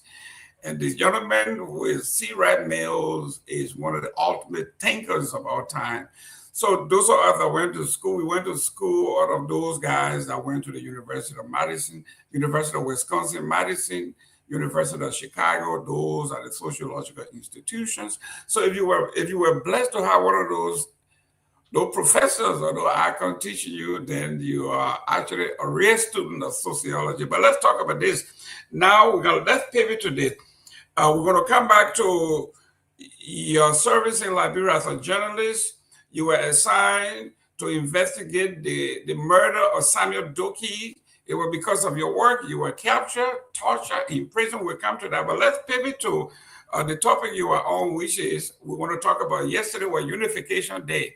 So your comment is timely, and I will read this. It says, every May 14 is National Unification Day in Liberia. The holiday is also sometimes referred to as Integration Day. The purpose of the holiday was to seek improved relationship between the descendants of former slaves who were now freed men and women who colonized Liberia and the original native population. In 1822, Liberia became the U.S. colonial possession in Africa, obtained for the purpose of allowing liberated Black slaves to return, if they wish, to the continent of their ancestors. As soon as 1847, Liberia became an independent nation. The American Liberians, however, became an elite ruling class that practiced segregation against the native Liberians. Finally, Liberian President William Lara Torgbean ended the segregation and granted voting rights to all Liberians in 1944. This was a policy to bring national unity and integration. National Unity Day, Unification Day, was declared a public holiday in Liberia in 1960. The history change brought about by President Torgbean. And it went on to say, has Liberia actually changed? It became a national holiday in 1960. As a country, Liberia as people been able to continue to reconcile and unite as one people and one country void of ethnic division and hate. On a general note, we at the Liberian Post says no, judging from series of catastrophic events that tainted the image of the nation founded on Christian principles. As Liberians celebrate a milestone, they must confront the difficult question. Why is holding Liberia back from genuinely and truly unifying as people, as President Torgbean had envisaged when he proclaimed National Unification Day in Liberia in 1944? So let's talk about national unification. What would it take? What it looks like? What should it look like? And who are those that are supposed to partake in the reconciliation of Liberia based on the history that you have written, based on what you have read in your work? Okay. Well, that's very good. Yes, President Torgbean, he did well in the sense that he was so inclined to give space to the indigenous, the larger population of our country, and we can attest to it that that there were indigenous civil servants in his government. His unification speech, it is something that I believe can endure forever in our history. Even President Talbot, William R. Talbot, I read all of his speeches over the years that he was serving, and they are very inspirational for unity and also for harmony. We see our country right now, it is at a crossroads when it comes to governance, when it comes to perfecting our values upon which this country was founded.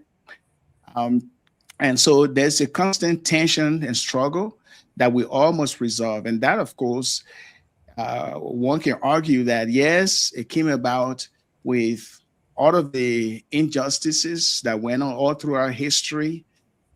People are not being given the opportunity on a merit-based system of employment. But who know you and who are you? If we can get rid of that and give people the opportunity, whether in the governmental sector or any other sector of our country, to contribute, yes, we'll have an open society. And I believe that we can be unified if we have the good heart to look at ourselves honestly and reconcile. We all know that the Civil War brought a lot of trauma, and we are talking about the war crimes and economic court to settle some of those grievances. The TRC started, but it couldn't implement all of those recommendations because of the lack of political will from our leaders. And I believe if you look at reconciliation, and if you look at all the myriad of issues that we are facing in our country, particularly in politics, it is the lack of political will. But we all yearn for unity. We all want to live side by side in peace, both Christians and Muslims and all those from other elements of society in various faith groups. We want to live side by side in peace. We are tired of war. But in order for us to do that, we must face the truth, honestly. And that truth is that, yes, let us look at all that happened in history, but where are we leading as a country? And of course, unification, we should celebrate that, but let us do so with the honest question of who we are as a people, our identity, our destiny, and our future generation. Excellent, excellent. Ladies and gentlemen, somebody, I guess, they say, good evening, Dr. Red. Welcome on the show. As former student from Monrovia Central High School, is there any link for graduates from that institution? Do you guys have an alumni association? What are you doing to help the school? Talk to Joseph wants to know. Yes, shoot me your email in my inbox, and I'll connect you with the WhatsApp group. It's called the Angels, as the motto or symbol of our high school, Monrovia Central High. It's called the Angels. We have a WhatsApp group, and we chat there every time. We are working on some projects back home, and so I'll be glad to pass on your information Once you send me your number and your email, I will send it to the administrator of that WhatsApp group so that you can be included and be fully abreast with everything that that particular Illumina is doing. But it exists. Do you have telephone number? Do you have website? Do you have anything that we can put in our chat room? Is it a secret society? We gotta say this. No, you have to do that before. Okay. Here, there's Joseph. Joseph, why don't you send me a Facebook request? Okay, and then we can chat from the messenger. Then I'll be able to get your phone number and your email because this is public media right now. Then we can start from there, if that's okay. Or let me write down. I don't know if I can chat in here. I can't post a chat because let me see post comment. Okay. Yes, you can. Okay, so let me. So if you are from Central High School, he's putting the information. Thank you very much, Joe, for letting us know. I know there's a lot of you guys out here. Some of us, when we were in Liberia, it was not Monrovia Central High, it was Charlotte Talbot. If you are from either Charlotte Talbot and then Monrovia Central High, you all are the same. So yes, get involved. Don't say because it's Monrovia Central High, I'm not a member of Monrovia Central High. No, the same building, same place, same teacher, same everything. So Monrovia Central High is Charlotte Talbot. I remember I was a keynote speaker many months ago in Atlanta, Georgia, where they were having, I guess, their convention. And I spoke at that event that was years ago. Okay, so I just wrote there right now my email. Okay. It's there. There you go. info@ghopefellowship.org. Email me the WhatsApp contact so I can have the group admin add you to the Monrovia Central High group. So it is there in the chat. There you go, guys. So if you are from Charlotte Talbot or you're from Monrovia Central High, it's info@ghopefellowship.org. Yes. And then you can email your information, whether it is email, WhatsApp, text messages, telephone number, whatever, and they will add you in and get busy. We want you guys to bring that school back up to where it used to be, number one, if possible. But yes, it's good. But let's talk about your work as a journalist. You were investigating the murder of Samuel Doki. I think Victor Nagbe may have heard about Samuel Doki. We all heard about the tragic death of Samuel Doki. Tell us how that came about and how you got involved. Well, sure. Yeah, I was in the studio. I had a news magazine program called Sunrise. It was a news magazine program that focused on the political, economic, and social and cultural issues of our country. And I was the host, and I have several co-hosts on that program, Monday through Friday, 8 a.m. And it was a popular, magazine program. So we heard about Doki's murder, his family. Mr. Taylor was out of the country. He was visiting one of those African countries. And we heard about it in late November. And I was like, okay, we heard that he was taken to a police station in Banga and later on taken to another place where they murdered him and his wife and his other family member, and they burned the body, they burned the vehicle. And so it was something that I looked at and I said, wow, we just had election and we have a new president, Mr. Taylor. How would this go on? And some people were saying, well, it is Taylor who did that. And they were trying to connect the dot because Doki had left the NPFL along with Tom Wuyu. And so people were connecting the doubt. They said, well, he's trying to get rid of his opponent. And so it just piqued my interest. And I said, okay, I took my younger brother and we went to Banga, Bong County, Banga. My cousin, we used to live there, Isaac Gayuzon Red, who used to work at the radio station there. So we met him and all of that. And then I wanted to know more what was going on. Now, there's a report that I completed, and I gave it to the State Department later on. There's some things in there I can say right now, but yeah. So on our way back, after gathering all the information, including the tape of Samuel Doki asking the people who arrested him at the police station in Banga, who arrested me? Who sent you to arrest me? And if I'm arrested for what? What did I do? And so those voices were all on tape. Okay, and someone was able to give me that scoop.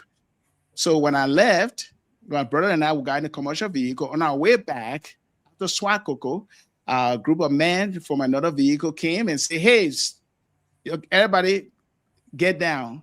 And they started looking all in the vehicle, and they said, "You a journalist? You Alex Redder?" I said, "Yes." They said, "Come down." So I had my bag and I passed it on to my brother. They didn't recognize him because that other passengers were there. And then they took him to that van, that Jeep, and they started asking me a question. They were giving the papi a hard time. "What you going to do here? We heard you interviewing people. And so what you going to do here?" They started slapping me up. And then they put me in the back of the Jeep and took me into our unknown place where they physically tortured me. And they were asking me a lot of questions. Who do I work for in Liberia? Whether my boss, who owns the station, Mr. Fred Bass Goleke at the time, was involved in a ploy in any way with Samuel Doki. And I said, I have no idea. I'm just performing my duty as a journalist, and I have the right to remain silent. But it was after two nights, the third night, that the protests from the Press Union Liberia and from friends and family, they were, harassing human rights groups. They were harassing the police director at the time. But why, together with those who had kidnapping, they had a walkie-talkie talking, "Leave the bird," or something like that. They were doing a code. And there was a pressure on the government at the time. Internationally, human rights groups, they said, no, he didn't do anything wrong. They were pressuring the police station, the government. Who was the police director? Joe Tate was the police director at the time, the late Joe Tate. And so because of the pressure, the government wanted to do everything possible to quiet people, because the minister, Louis Farrakhan was coming to visit the Tiller government at the time, and they didn't want for people to be in disarray because of that, protesting. And so they told them to release me on the walkie-talkie. They'll leave the bird alone. So they brought me to Ghannasville Double Bridge, where I was naked. I only had my shorts on me and bleeding. And there was an ECOMOS checkpoint at the Double Bridge in Ghannasville. And they dropped me, let's say, a few feet away from the ECOMOG. And the ECOMOG people, they said, "Who is that?" They had a gun pointing at me, and he showed a flashlight. I said, "It's me. I'm a journalist." And then the Jeep that dropped me off left. And so they said, "Come." They said, "You got armed?" I said, "No."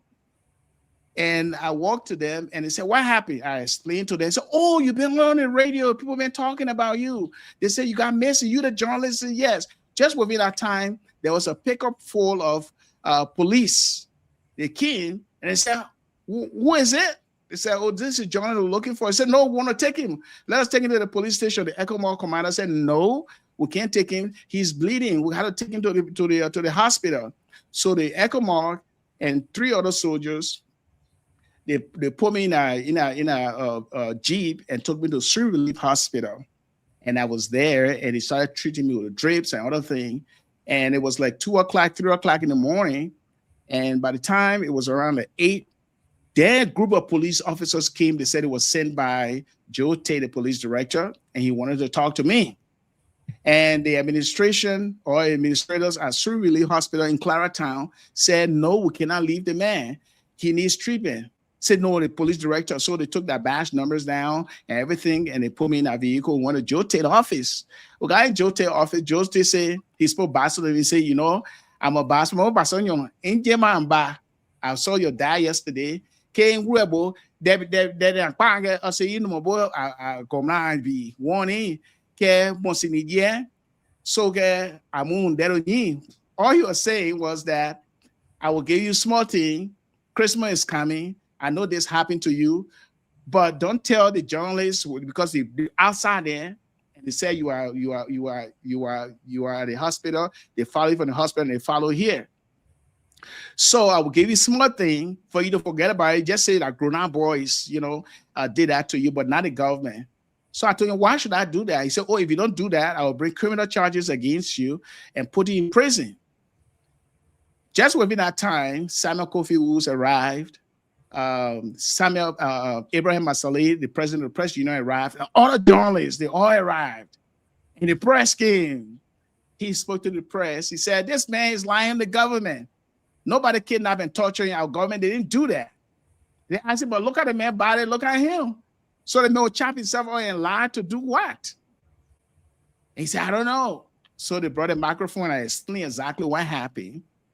And then Samuel Kofi Woods issued something they call habeas corpus, means that they got to show cause for detaining me. And then they detained me at a police station. And then later on, they took me to Monrovia Central Prison. I was in a big prison. And a few days later on, they took me to court. When they took me to court, Kehleboe Gongloe all argued and said, no, but there's nothing that you can show that a man committed any act that will make protesters rail against the government, because that was a main central argument of the government. What was the charge against you? Criminal attempt to commit treason. Oh. Yes. So Kofi and Kehleboe all of them argued. They said, but what kind of charges that? This is a journalist who was on the beat, and this happened to him, and he brought a complaint to the government. The government charging him for what? So it didn't make sense. So the Judge Dixon, threw the case out. Okay, he dismissed the case, and I think there was a bill. They said bill. They released on bill. And when I came out, all my colleagues, they lifted me up in the air. It was on the Inquirer newspaper. Now, when the global community saw that was released, they released a lot of press releases. They sent out a lot of press releases here and there. And then 2 nights later on, to where I was renting my apartment right by the Lutheran church in Cinco there, they vandalized my windows. Some people went there overnight. They thought I was there because they wanted to get a tape that Doki voice were on. And the only living president I listened to Doki voice at that time was Ellen Johnson Sirleaf, because I went to her house. She wanted to see me. I went to her house in Mount Point, and she was the only living leader who listened to Doki asking those who arrested him. And because of that tape, that's what they're looking for me. And so she helped me, and I was able to sneak out of the country with Brownie Samaka and others who helped. And I left that country and I came to the States, but they wanted to kill me and then resettle here. So that's what happened at that time. But it was a critical moment for my own life, because I was traumatized by that emotionally. And it took me a while to really get back on my feet, looking at that horror that happened. And other international groups like the Committee to Protect Journalists, they all came to my aid. They helped me and to resettle in this country. Yeah. So that was my ordeal. Wow. Dr. Ray, Jerome, and thank you all very much, Dr. Ray. I'd like to really hang on and continue the conversation. It's very interesting, but I gotta go and perform that duty, so I gotta get off. But thank you for coming, and thanks for telling your story. Best of luck with the book and everything else. Hope to have you back again. Yeah, hopefully. And I see over there you said the audit the legislator now. Is that a talk show? No, this is the call by the CMC, the newly formed political party now by a year old political leader Musa Asambelede. But among other things, we believe that 90% or more of what is ailing our country is derived from the legislature, and we think they should audit them at least from 2018 to now. And we're pushing that message. Musa has introduced bills. A bill has left the House, but it's languishing in the Senate, and we're hoping that we'll bring attention to that. We want the legislature to be audited. Oh, wow! Yeah. So that's a movement. But I mean, I appreciate you, having this conversation with me. You as well. Thank you very much. Sure, and I admire your articulation of all of the issues you've been carrying on this talk show, not just today, but all the other time. I'm a big fan. You work for Fred, but Fred's a friend from from UPP days. I visited the radio station there on Broad Street and all, but I didn't get to meet you. But it's good we finally met, and thank you for doing what you do. Like I said, hope you can come back again. I really like to stick around and have more conversation with you. Sure. Thank you, Mr. Nagbe. Thank you, Dr. Ray. Jerome, thank you, man. See you guys. Thank you very much. Doc, we call you here for an hour. We got 15 minutes. We're going to make good use of our 15 minutes. Let's talk about the Samuel Pewee, because, they say the more things change, the more they remain the same, right? Based on your experience, our legal system, let's opine on the Samuel Pewee thing. The verdict. What is your opinion as a journalist, as an intellectual, someone who has opinion on our social condition? What does this say about who we are as a people? Yeah, well, that is more political, and I don't get to see myself mostly in day-to-day stuff, but I look at everything holistically and what that really mean. But I read something. We read something that you wrote, which was not indicting anything, but it was just a clarity and the view. That's what I want you to opine on. Because sure. And so I look at from the perspective of our conscience as a people, our identity, who we are, and how we view justice, how we view injustice, and how we take a look at each other out of true love or out of sheer hatred or jealousy or envy or whatever. But all along, when the verdict was announced, I've been following the case all along. I look at the arguments and everything I read, both in the media, and when the verdict was announced, I came to the conclusion that, hey, a lot of people are not satisfied, and they feel that all they suspect that our justice system is a game and that it is fragile and that influential people get by all the wrong that they do. And so I said, look, a jury is set up, is composed or comprised of people in our community that brought them together. I don't know how the selection took place, but let us look at a bigger picture of everything.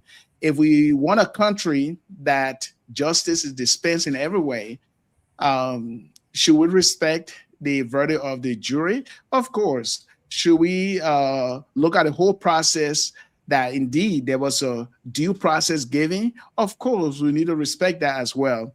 And do we actually believe our justice system can deliver justice? Yes and no, in a sense, because we are all humans, we have flaws, and we cannot do everything 100% in every way. We have seen people being convicted wrongly and they put behind bars for years, even the United States courts. I just read a story about a guy who was accused of certain crime or certain things, and they found him guilty in the court. And then later on, after 33 years, they found him not guilty. So things can happen. The court can err, and people can lie. They can, have accusation about people that later on turn out to be bad, or the justice system will adjust in every way and say that person is wrong. So if we are starting a justice system, or we see a justice system composed of jury and they present the facts, and then the facts can be taken to bring about the truth or the reality of what actually happened, then we can accept it. There are some people who will not accept it because the court system has a history as a whole. And our history has not been so good at, when it comes to restorative justice, when it comes to government officials, corruption, when it comes to that. And so, people will have the apprehension that, hey, that court will never get it right. That court, we can't trust the court. And it brings us back to the trust issue. That's what I say in my article. It brings us back to the trust issue. And so I have the article here. I said, let us start with what goes right. The jury looks at the evidence, not the headlines. They are not swayed by the noise in the streets or the pressure in the air. they hold the government to the standard the law demands. That is proof beyond a reasonable doubt. So when that proof is not there for Mr. Pewee, they say so. When it is there for others, they say that too. And that is how a court of law is supposed to work. And that is not a failure on the part of the jury. That is a system doing exactly what it is built to do. Now, we live in a country where courts have sometimes bent under political pressure. A jury that thinks for itself, in this case, is worth noting first and protecting. But acknowledging what goes right does not mean we close our eyes to what still troubles us. And that is, many of Liberian people, they're not satisfied with that verdict. And the reason for that is that their feelings cannot simply be brushed aside. And so the government tells us that the case is serious, but let us look at the reality. We're talking about 6.2 millions of public dollars are at the center of everything we're talking about. So when a lead defendant in the case walks out of the court as a free man, people naturally ask whether the case was ready in the meantime, in the first place, or whether the investigation was conducted properly, and whether the prosecution is strong enough to carry the weight of the accusation. So these are all fair questions to ask. But again, a verdict of not guilty does not always mean nothing happened. Something happened. That's the reason why they went to court. And sometimes it means the case is not built well enough to prove what did happen. So there's a difference between the two, and Liberia must reckon with all of that honestly. And that difference, when it is left unaddressed, begins to eat away at something far more than any other single verdict, and that is trust in the justice system. So every time a high-profile case like Pewee ends without outcome the public expects, a little more trust walks out of the door. So that's where we are right now. So I just look at the whole thing to say, well, what if we were in your case and you are brought before the court and we have a jury, whether you are poor or rich, and the jury rule in favor of you? Will you say it is injustice or justice? So sometimes we should not only accuse the court system or the jury of not giving or providing a verdict that we expect, but we should look at the whole due process as a way that we can see justice working. And if it is not in our favor, because it's not in our favor, so we should just condemn the entire justice system. And that is mostly my point of argument. So if the answer is not to convict people to satisfy public appetite, then the system locks people up without solid evidence, and that is, of course, is not justice. So it is just a different kind of wrong if the system does that. So people look at the evidence, they present the evidence. We are not part of the jury team to look at the evidence that they brought. It could be that the government had a weak case, or the evidence could not just make him guilty, but we don't want to lock people up because of weak evidence. We want ironclad evidence that will bring people up. So this is not to support Mr. Pewee in every way, but we all know that something happened. 6 million vanished, or maybe it went to other security issues or any security apparatus that we don't know how it was spent and all of that, and we are left in the dark. So any citizen can ask the question, but is this real justice? And people are right to do that. They are right to ask those questions. And that's was my take all along, looking at the entire case. Wow. That was my take. Excellent. We I have to do a plugging here before we go. You have a ministry. Let's talk about your ministry real quick, and how can we get involved? How can people know more about Gracious Hope Fellowship? Talk to us a little bit. We got about 6 more minutes. Yes. So Gracious Hope, I got a link right there. Okay. I just put it in the comment section. Yes. Yeah, it is a ministry that exalts Jesus Christ. We all, struggle with our sin all along before the light the illumination came and opened our eyes, and Christ accepted us after we confess our sins, and confess our sins and acknowledge that Jesus Christ is the way to our salvation. We all did so. For those of you who are Christians, if you have any faith as a whole, you become a free person, both in your conscience and in the way that you treat people. And so this ministry was founded based about 8 years ago, based on my own conviction about the truth that Jesus has shown me in my own life, imperfect life, but God's grace saved me in every way. And I adore him in my prayer, in my supplication every day.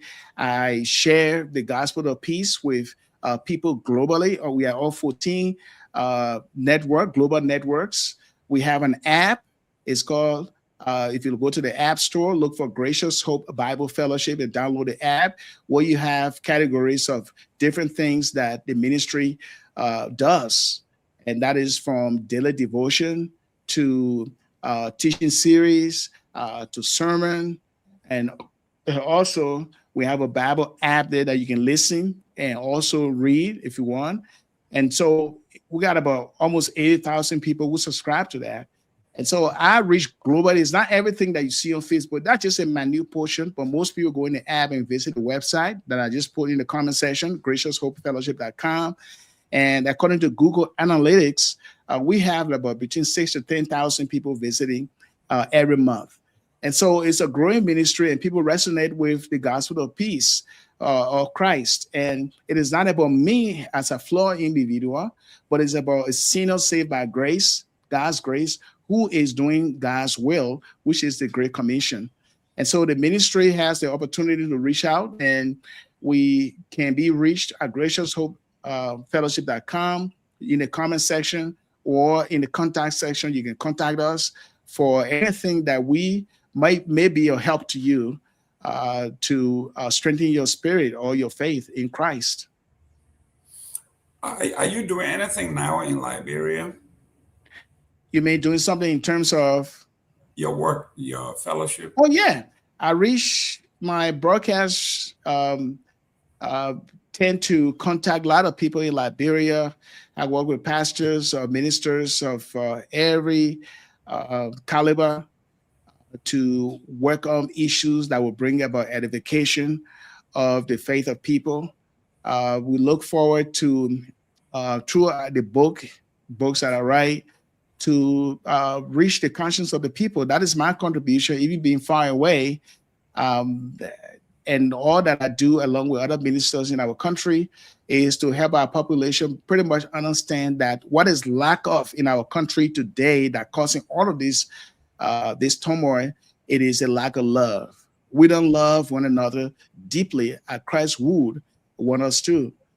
We need to restore our moral center, and our moral center means we have to come to the realization that we are one people and one nation under God. And the way we do that is to emulate the way, the will of Christ. He brought love. He taught about how we can get along as a community. And on Unification Day, it is something that we must know that, hey, we are one people. Why should we fight? And why should we allow our iniquity, which is this inward sin, like envy, jealousy, lies, and other things that we harbor, or corruption? Because corruption, nobody will just take the physical money like that. No, it must be designed hard for a long time before that physical aspect of corruption can happen. So my main focus, both the ministry-wise and my own pastoral experience, is to conscientize people that if we love our country, if we love our neighbor as ourselves, as Jesus taught us, then we'll have a society that will be beloved in every way that we can enjoy for the next generation. Great. Someone in the comment section said, do you have a physical establishment in Liberia that you control? Not yet, but it's something that we look forward to in the future, because I'm getting old right now, and I cannot retire in the nursing home in the United States. So eventually, yeah, it is something that we look forward to doing in our country when I plan to move back. But I don't know when, but the age is catching up in every way. Oh, Kelly 63PK said, yes, love is missing. I'm watching from the UK. So you have people tuning in from all over the place.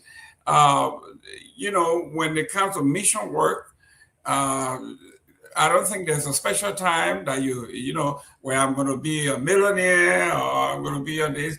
Other folks are on the ground actually doing what you were doing. Someone of your caliber and the voluminous of knowledge that you have, we think that even if it meant going and training the trainers, you know, to educate, to advance the gospel, and because we are seeing Liberia has the proliferation of how they call them, they are bishops, everybody call themselves bishops, apostles, from Ghana, from Nigeria. It looks like Liberia, it is the fertile land where it's the land of idiots, and these guys come from everywhere taking advantage of someone of your caliber that understands the scripture in depth. Don't you think that you would be a blessing to be on the ground, maybe on your vacation time, spending a week or two educating folks? Because everybody, just like they are now journalists, right? Anybody that has a cell phone is considered a journalist. Same thing. Anyone who can recite a scripture consider themselves preacher and all that. With no requisite education or training, they just say, God called me to do this. And the next thing is they are collecting money from the poor. You're right. You're right. You think it would be wise that you spend some of your time educating and doing other stuff? Yeah, of course, Brother Jerome. It is something that I look forward to visit and see how it is. I have my siblings living there. I have a home there, and it's part of the preparation. But I would love to resettle in my own home. I understand the day-to-day activities there when it comes to governance, both in the church and also the political government as a whole.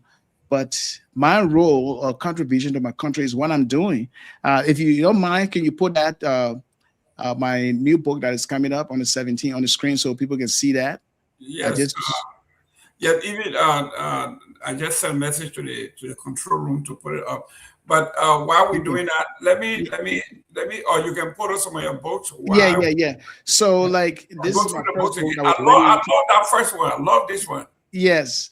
This is Liberia's Search for Freedom, Uniting a Country or the Nation with Faith and guided by faith. And so this book is available at Marlex, MARLEX Publishing.com or Amazon.com, or you can go to BN.com. That is Barnes Noble Online. You can get a copy. This book has sold a lot, but this is about how do we define freedom in our country? How do we define justice? How do we understand ourselves as people? And then the one next to that, this one is also cultivating Liberia's national pride. What makes you proud of your country? Or what are some of the good things, both traditionally and contemporary, that you can point to as an indication for you to be a proud Liberian? So this is more positive, upbeat, edifying, that yes, there are a lot of things that are listed in here or wrote about here that you can learn as a citizen of Liberia to contribute to your country in many ways. Liberia has a very unique history, and I believe those elements of our history, when it's put in writing, is for the next generation. So I encourage everyone here how to lift up your country, your own spirit in every way. And so you can also get at Amazon.com or MarlexPublishing.com or BN.com as a whole. So those are the two books. Sorry, I don't have a copy about our education system because I wrote a book about it last year, and it's about the challenges of relational literacy in our education system, which goes back to teaching what is more ethical to our young people and how we can incorporate that with our moral fabric of our country. And then the new one that that will be coming next, that will be coming on next week. That will be May 17. A Nation's Soul. It's talking about our will, our emotion, our intellect. How can we use all of those faculties that God has given us to build a great country, searching out for ourselves and looking at some of the moral contradictions that we had our country founded on. Okay, that's it right there. And so it is called A Nation's Soul, Why Liberia's Future Depends on Restoring its Moral Center. Now, this book that is coming up, it lifts up the teachers, the market women, the civil servants, religious leaders, and activists who refuse to surrender their conscience, even when dishonesty paid better. So here, I point to our own country traditions of communal responsibility and restorative justice, and to global examples of other societies that rebuilt after moral collapse as reasons for real hope in our country. So I did a lot of analysis internationally, comparatively, to look at other countries who went through devastating war like ours, but still, what are the pathways that it took for renewal? And so the book lays out a practical road toward rebuilding Liberia's moral center through ethical leadership, through community responsibility or accountability, truthful education, and institutions that actually match the values that we all preach about our unity. And so that is available, and this is a way that I contribute to the betterment of our country.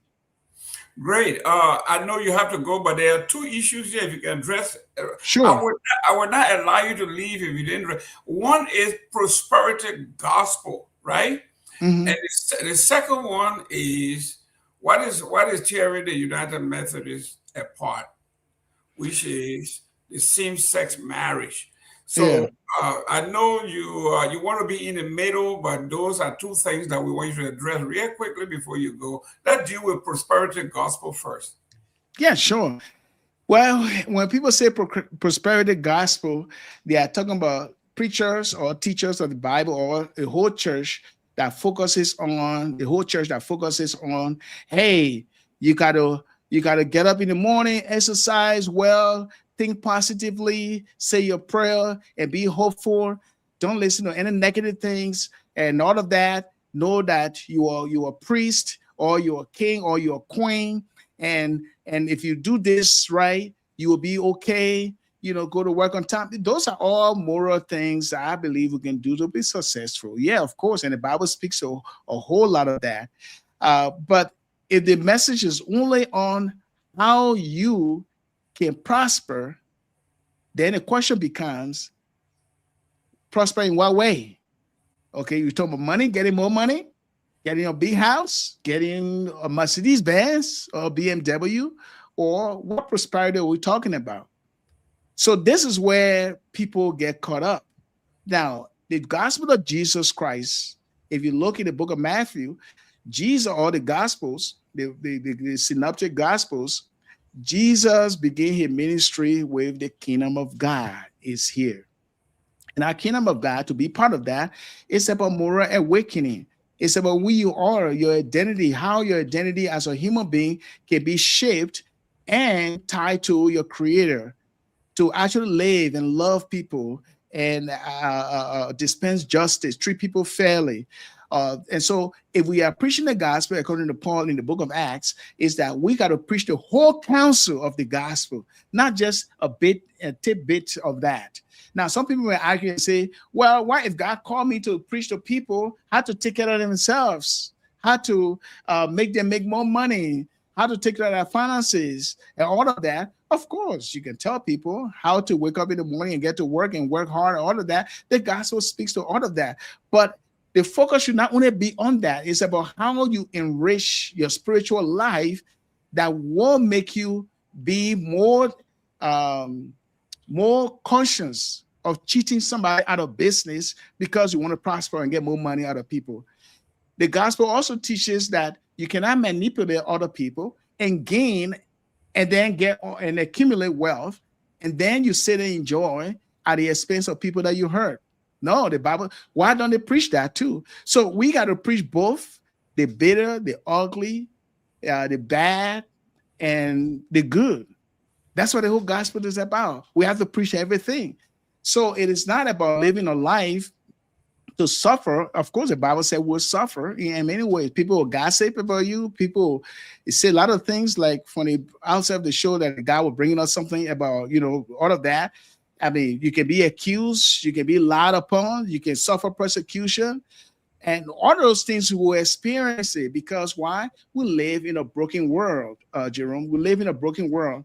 And because our spirit is broken in a sense, not connecting with too much with God to do his will, well, that's why we got a sinful nature. And that sinful nature can make us to think about the only thing about prosperity is to get more money, to get bigger house and get everything. But that's not all about life. Life, according to Jesus, life does not constitute good things that you have. It's not about material wealth alone. It is more about your spirit, your soul.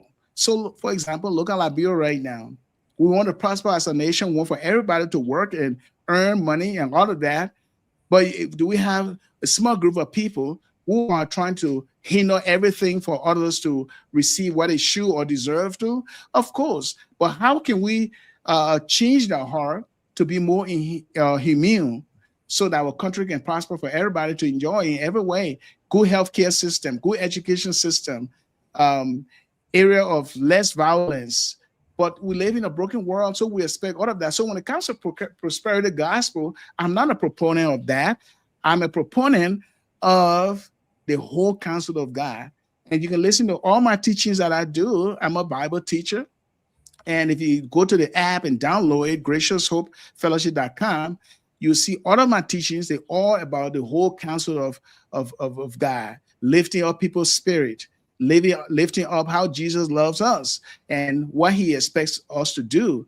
Yes, God does not expect us to be perfect and do everything perfectly because of our flawed humanity, but he expects integrity. And that integrity does not mean you got to be perfect in all you do, but be who you say you are. You know, treat other people fairly and consciously do things that will bring about love and harmony and unity in both the community and society at large. Now, the second part of your question is about the, is that a Lutheran Methodist Church? No, the United Methodist Church. United Methodist Church. I have heard about the squabbles for over the years, and we have the residing bishop in Liberia with some other ministers that are not satisfied because of that convention or the conference they had regarding the decision to change our constitution.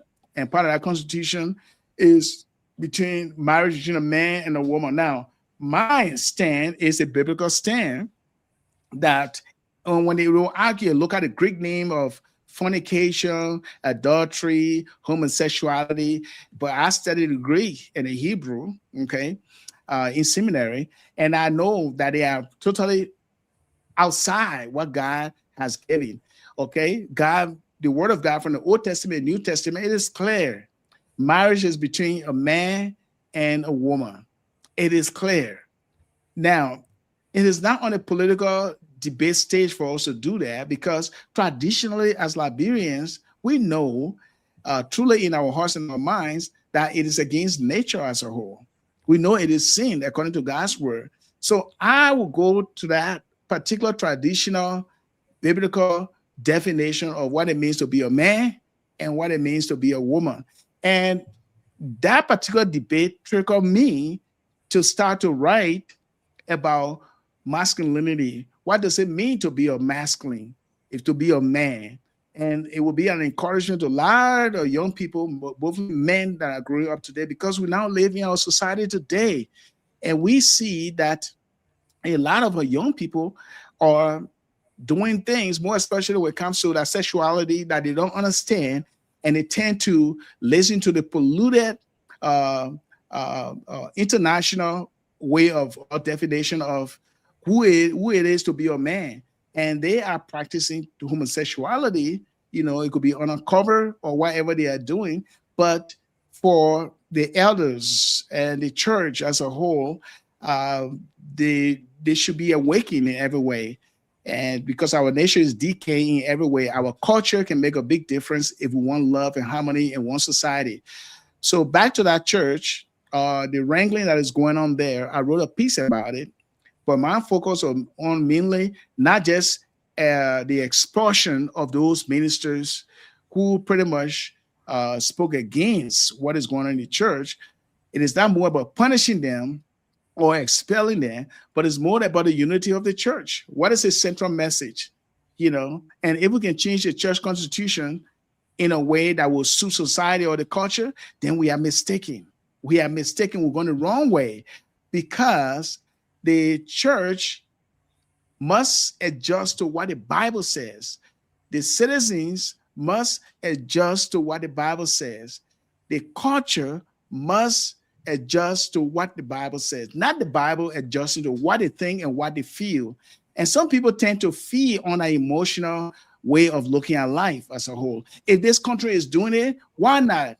And in America, we all know, Jerome, that in America is an open society in a way where people express that sexuality in many ways.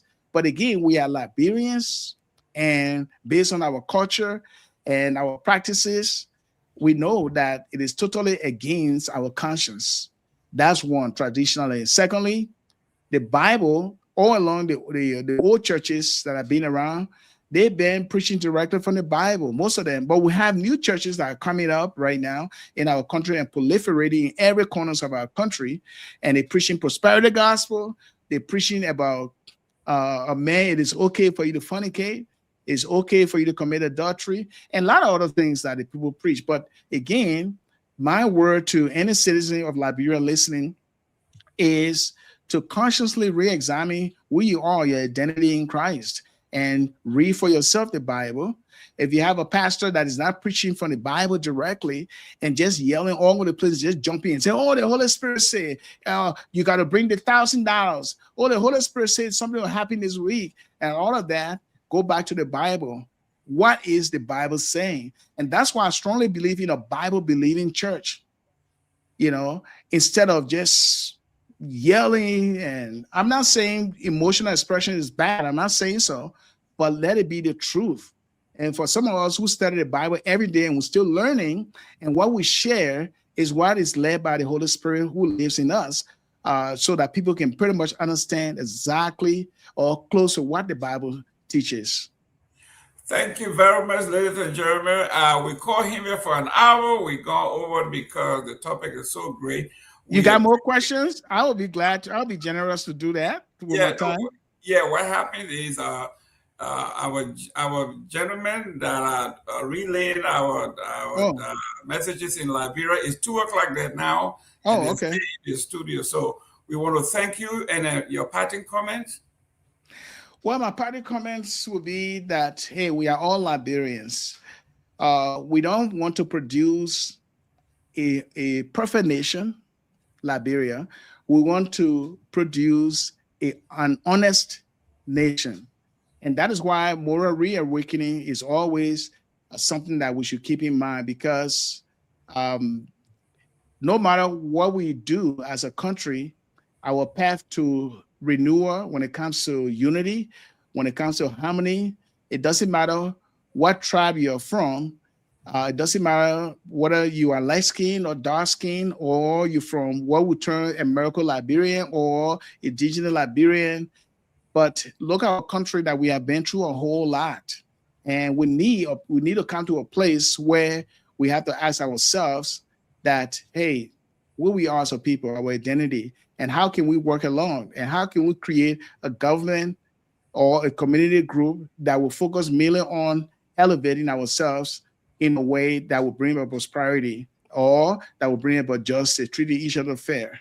And that is why my book that is coming up next week on the 17th argues that Liberia's foremost urgent crisis is moral.